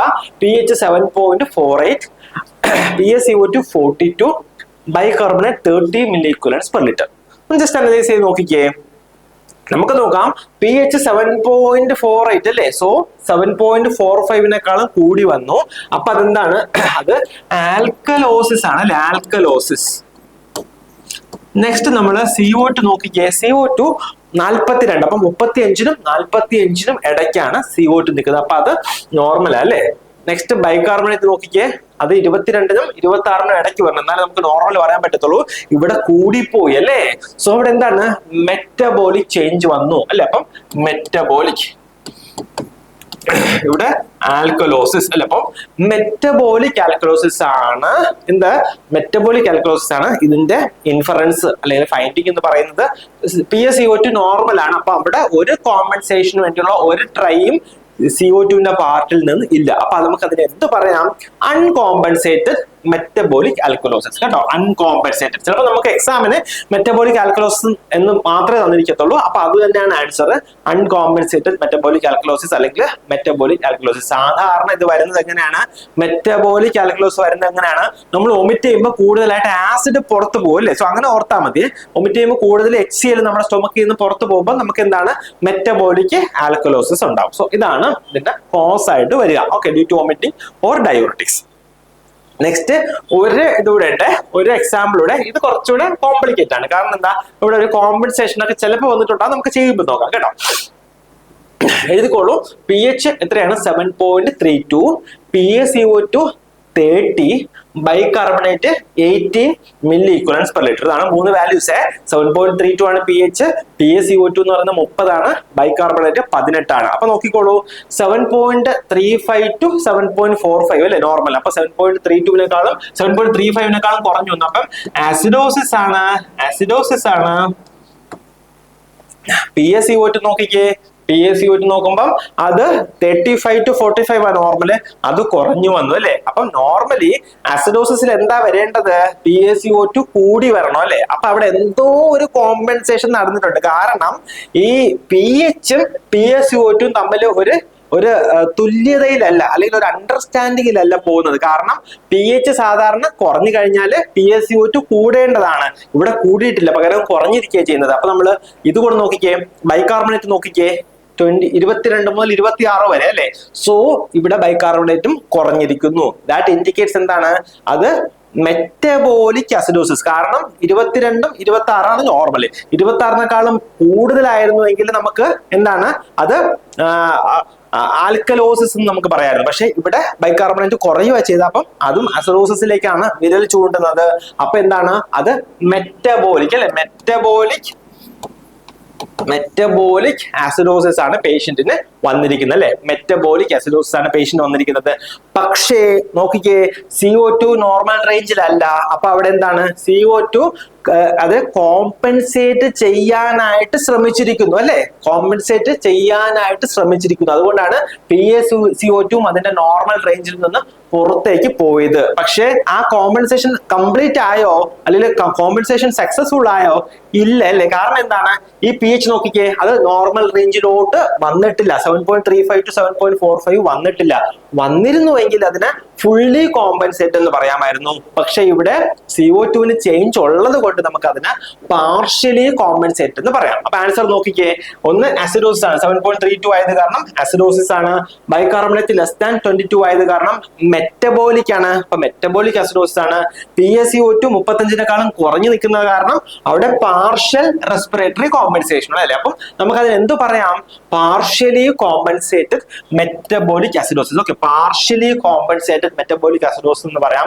കോമൺ റീസൺ എന്ന് പറയുന്നത് നമ്മുടെ ഡയബറ്റിക് കീറ്റോസിഡോസിസ്, ഓക്കെ, DKA ഒക്കെ വരുമ്പോഴത്തേക്ക് അവിടെ പാർഷ്യലി കോമ്പൻസേറ്റഡ് മെറ്റബോളിക് അസിഡോസിസ് ആണ് വരിക. സോ നമുക്ക് ഇങ്ങനെ ക്വസ്റ്റ്യൻ ചോദിക്കാം കേട്ടോ. DKA ഏത് ആസിഡ് ബേസ് ഇംബാലൻസ് കാണുന്നതെന്ന് ചോദിക്കാം. ആൻസർ എന്താണ്? മെറ്റബോളിക് അസിഡോസിസ് ആണ്. കേട്ടോ. അപ്പം ആ രീതിയിൽ നമുക്ക് ക്വസ്റ്റ്യൻസ് കിട്ടാവേ. അപ്പൊ ഇതിന്റെ ഇന്റർപ്രിട്ടേഷൻ എന്ന് പറയുന്നത് പാർഷ്യലി കോമ്പൻസേറ്റഡ് മെറ്റബോളിക് ആസിഡോസിസ് ആണ്. അപ്പൊ ക്ലിയർ ആയല്ലോ. ഇനി ഞാൻ നേരത്തെ പറഞ്ഞതാണ്, ഈ കോസസ് വെച്ചിട്ട് നമുക്ക് ചിലപ്പം എക്സാമിന് ചോദിക്കാം.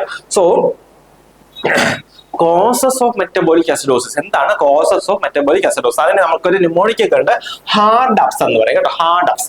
സോ അതിന്റെ ഒന്നാമത്തെ കോസ് ആണ് hyperchloraemia. Okay, hyperchloraemia, saline infusion. അതായത് സോഡിയം ക്ലോറൈഡ് ആണല്ലോ സലൈനിൽ വരിക അല്ലെ. അപ്പം ക്ലോറൈഡ് കൂടിക്കഴിഞ്ഞാൽ അതിന് നമ്മൾ എന്ത് പറയും? ഹൈപ്പർ ക്ലോറീമിയ എന്ന് പറയും. ഹൈപ്പർ ക്ലോറീമിയയിൽ എന്താ സംഭവിക്കുക എന്ന് വെച്ച് കഴിഞ്ഞാല് നമ്മുടെ ബൈകാർബണേറ്റ് ഉണ്ടല്ലോ, ബൈകാർബണേറ്റ് കൂടുതലായിട്ട് നഷ്ടപ്പെടും. ബൈകാർബണേറ്റ് കൂടുതലായിട്ട് നഷ്ടപ്പെടും. അപ്പൊ അതുകൊണ്ടാണ് മെറ്റബോളിക് അസിഡോസിസ് ഹൈപ്പർ ക്ലോറീമിയയിൽ ഉണ്ടാകാനുള്ള കാരണം. Okay, next അസെറ്റാസോളമൈഡ്. അസെറ്റാസോളമൈഡ് നമ്മൾ കേട്ടിട്ടുണ്ടാവില്ലേ? എന്താണ്?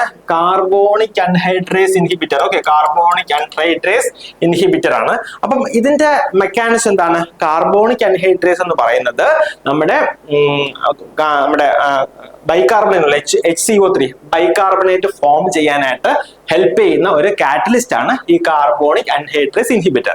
സോ ഇവിടെ എന്ത് സംഭവിക്കുന്നു? കാർബോണിക് അൺഹൈഡ്രേസ് ഇൻഹിബിറ്റേഴ്സ് വർക്ക് ചെയ്യുന്ന കാരണം ഈ നമ്മുടെ ബൈകാർബണേറ്റ് എന്ന് പറയുന്ന സാധനം ഫോം ചെയ്യുന്നില്ല. അതായത് ശരീരത്തിൽ ബൈകാർബണേറ്റ് ഫോം ചെയ്യുന്നില്ല.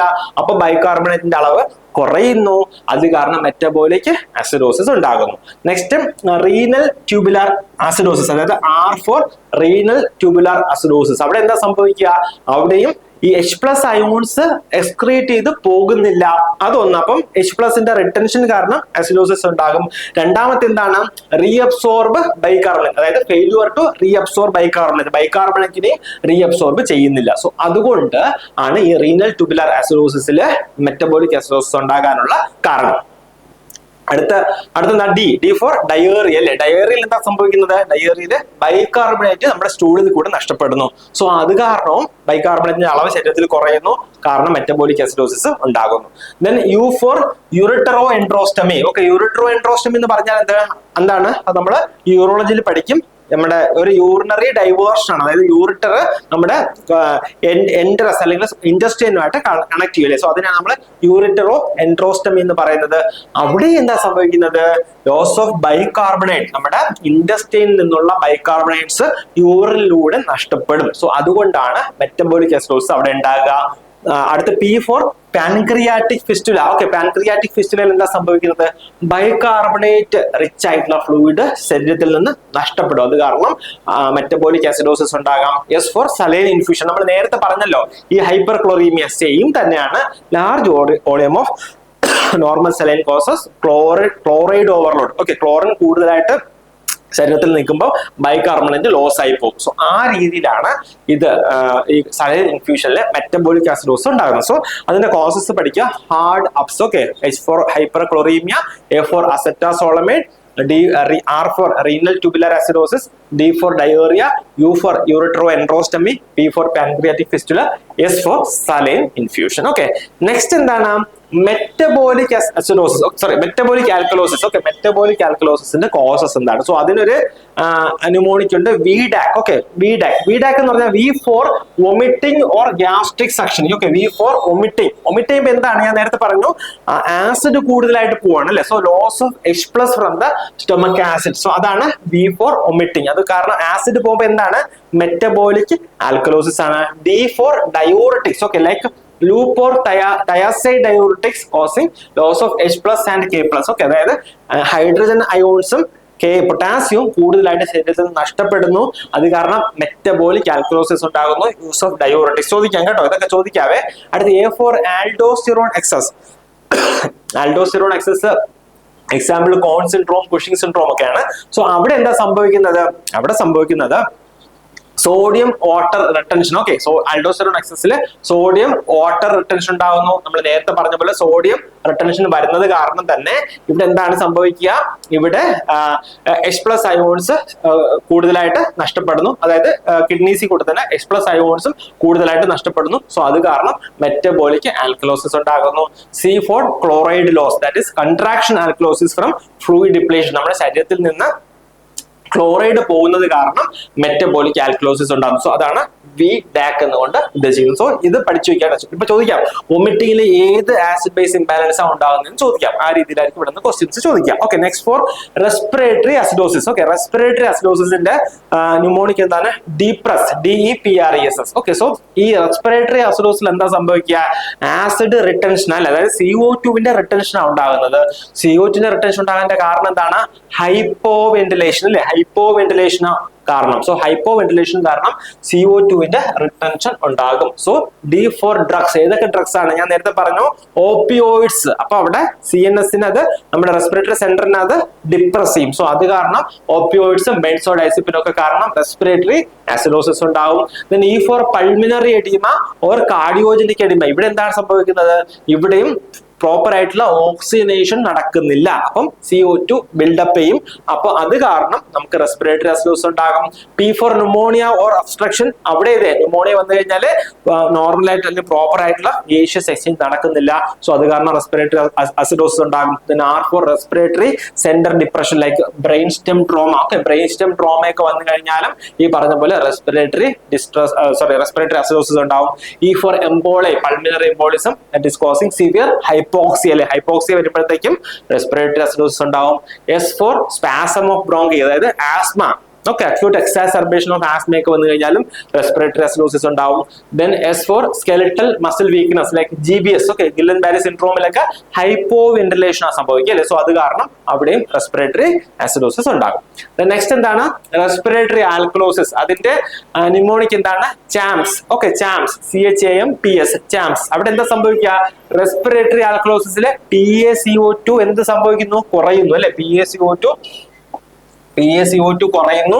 ആൽക്കലോസിസ് ആകുമ്പോൾ pH കൂടുന്നു, വെന്റിലേഷൻ കൂടുന്നു. അപ്പൊ CO2 കൂടുതലായിട്ട് ശരീരത്തിൽ നിന്ന് നഷ്ടപ്പെടുന്നു. അതുകൊണ്ടാണ് ഈ PaCO2 കുറയുന്നത്. സോ അതിൽ എന്തൊക്കെയാണ്? ഒന്ന് CNS diseases like intra cerebral haemorrhage അല്ലെങ്കിൽ സിറോസിസ്. അതിലൊക്കെ ഹൈപ്പർ വെന്റിലേഷൻ, അതായത് ഇൻട്രാ സെറിബ്രൽ ഹെമറേജ് ആണ്. നേരത്തെ നമ്മൾ പറഞ്ഞ ബ്രെയിൻ സ്റ്റെം ട്രോമയിലാണ് റെസ്പിറേറ്ററി അസിഡോസിസ് ഉണ്ടാകുക കേട്ടോ. H four hypoxia. ഹൈപ്പോക്സിയയില് എന്ത് സംഭവിക്കുന്നു? നമ്മുടെ ശരീരം അതൊരു കോമ്പൻസേറ്ററി മെക്കാനിസം ആയിട്ടാണ് വർക്ക് ചെയ്യുന്നത്. ശരീരം കൂടുതലായിട്ട് CO2 പുറത്തേക്ക് തള്ളുന്നു. അതുകൊണ്ട് റെസ്പിറേറ്ററി ആൽക്കലോസിസ് ഉണ്ടാകാം. A for anxiety. ആങ്സൈറ്റിയിൽ എന്താ സംഭവിക്കും? നമ്മൾ കൂടുതലായിട്ട് ഹൈപ്പർ വെന്റിലേറ്റ് ചെയ്യും അല്ലെ. സോ അപ്പൊ നമ്മുടെ CO2 കൂടുതലായിട്ട് പോകും. Then M for over ventilation. Okay, നമ്മൾ കൂടുതലായിട്ട് അല്ലെങ്കിൽ കൂടുതൽ ഹൈപ്പർ വെന്റിലേഷൻ എടുക്കുവാണെങ്കിൽ അതും ഈ പറഞ്ഞ പോലെ റെസ്പിറേറ്ററി ആൽക്കലോസിസ് ഉണ്ടാക്കാം. Then P for progesterone, S for salicylate or sepsis. ഈ രണ്ട് കാര്യത്തിനും പ്രൊജസ്ട്രോണിലും സാലിസിലേറ്റിലും എന്താ സംഭവിക്കുക? ഈ ഹൈപ്പർ വെന്റിലേഷൻ, അതായത് കൂടുതലായിട്ട് നമ്മൾ വെന്റിലേഷൻ എടുക്കും അല്ലെങ്കിൽ ഹൈപ്പർ വെന്റിലേഷൻ ഉണ്ടാകുന്നു. പ്രൊജസ്ട്രോൺ നമ്മൾ സാധാരണ പ്രൊജസ്ട്രോൺ കൂടുന്നത് പ്രഗ്നൻസിയിൽ അല്ലെ. സോ പ്രഗ്നൻസിയിലും അതൊരു ഹൈപ്പർ വെന്റിലേഷൻ ഉണ്ടാകുന്നു. സോ അതും ഈ റെസ്പിറേറ്ററി ആൽക്കലോസിസ് ഉണ്ടാകാനുള്ള കാരണമാണ്. സോ ഇവിടെ നിന്ന് വേറെ ഒരു ക്വസ്റ്റ്യൻ ചോദിക്കും. പ്രഗ്നൻസി ടൈമിൽ ഉണ്ടാകാൻ സാധ്യതയുള്ള ആസിഡ് ബേസ് ഇംബാലൻസ് എന്താണെന്ന് ചോദിച്ചു കഴിഞ്ഞാൽ ആൻസർ റെസ്പിറേറ്ററി ആൽക്കലോസിസ് ആണ്. റീസൺ ആണ് ഹൈപ്പർ വെന്റിലേഷൻ ഉണ്ടാവും. എന്തുകൊണ്ടാണ്? ഈ പ്രൊജസ്ട്രോൺ കാരണം. സോ ഈ ഇത്രയാണ് നമുക്ക് causes of acid base imbalance എന്ന് പറയുക. സോ ഈ രീതിയിലായിരിക്കും നമ്മുടെ ക്വസ്റ്റ്യൻസ് ചോദിക്കുക. അപ്പൊ നമ്മൾ വളരെ ഡീറ്റെയിൽ ആയിട്ടാണ് കവർ ചെയ്തത്. എന്തായിരുന്നു? നമ്മുടെ various components of acid base balance, അതിന്റെ ബഫർ സിസ്റ്റം, അതിന്റെ കോമ്പൻസേറ്ററി മെക്കാനിസം പഠിച്ചു, നോർമൽ വാല്യൂസ് പഠിച്ചു. നമുക്കൊരു വാല്യൂ കിട്ടിക്കഴിഞ്ഞാൽ എങ്ങനെ അതിനെ നമുക്ക് സോൾവ് ചെയ്ത് അതിന്റെ ആൻസറിലേക്ക് എത്താം അല്ലെങ്കിൽ ഇംബാലൻസ് കണ്ടുപിടിക്കാമെന്ന് പഠിച്ചു. പിന്നെ ലാസ്റ്റ് ആയിട്ട് നമ്മൾ അതിന്റെ കോസസും പഠിച്ചു അല്ലേ. സോ ഇത് നിങ്ങൾ ഉറപ്പാണ് ഈ 1 മണിക്കൂർ വീഡിയോ നിങ്ങൾ ഫുള്ള് കണ്ടിട്ടുണ്ടെങ്കിൽ നിങ്ങൾക്ക് ഉറപ്പായിട്ട് ഒരു മാർക്ക് കിട്ടും. ഒരു മാർക്ക് മിനിമമായിട്ട് കിട്ടും. മിനിമം ഒരു മാർക്ക് കിട്ടും. സോ നന്നായിട്ട് പഠിക്കുക. ഓക്കെ, സോ നന്നായിട്ട് പഠിക്കുക. ഞാൻ നേരത്തെ പറഞ്ഞല്ലോ നമ്മുടെ കോഴ്സിന്റെ ഭാഗമാണ് ഇതുപോലെ 100 റാങ്ക് മേക്കിംഗ് ഏരിയാസ് നമ്മൾ ഐഡന്റിഫൈ ചെയ്ത് വെച്ചിട്ടുണ്ട്. സോ അതിനെ കുറച്ച് ഡീറ്റെയിൽ ആയിട്ടുള്ള ക്ലാസ്സസ് നമ്മുടെ സ്റ്റുഡൻസിന് കൊടുക്കുന്നതായിരിക്കും. സോ നിങ്ങൾക്ക് ആർക്കെങ്കിലും അഡ്മിഷൻ എടുക്കാൻ താല്പര്യം ഉണ്ടെങ്കിൽ നമ്മുടെ കോൺടാക്ട് നമ്പർ, നമ്മുടെ ഓഫീസുമായിട്ട് ബന്ധപ്പെടുക, അതിനായിട്ടുള്ള കാര്യങ്ങൾ ചെയ്യുക. ഇൻ കേസ് നിങ്ങൾ എടുത്തിട്ടില്ല എന്നുണ്ടെങ്കിൽ, അഡ്മിഷൻ എടുക്കാൻ താല്പര്യം ഇല്ല എന്നുണ്ടെങ്കിൽ നന്നായിട്ട് പഠിക്കുക. ഓക്കെ, നന്നായിട്ട് ഹാർഡ് വർക്ക് ചെയ്യുക, നന്നായിട്ട് പഠിക്കുക. പരീക്ഷയ്ക്ക് നല്ല മാർക്ക് മേടിച്ച് നിങ്ങൾക്ക് എല്ലാവർക്കും ജോലി ലഭിക്കാനായിട്ട് അവസരം ഉണ്ടാകട്ടെ. സോ നമുക്ക് വേറൊരു ടോപ്പിക്കായിട്ട് നെക്സ്റ്റ് വീഡിയോയിൽ കാണാം. ഇതുവരേക്കും ബൈ ബൈ.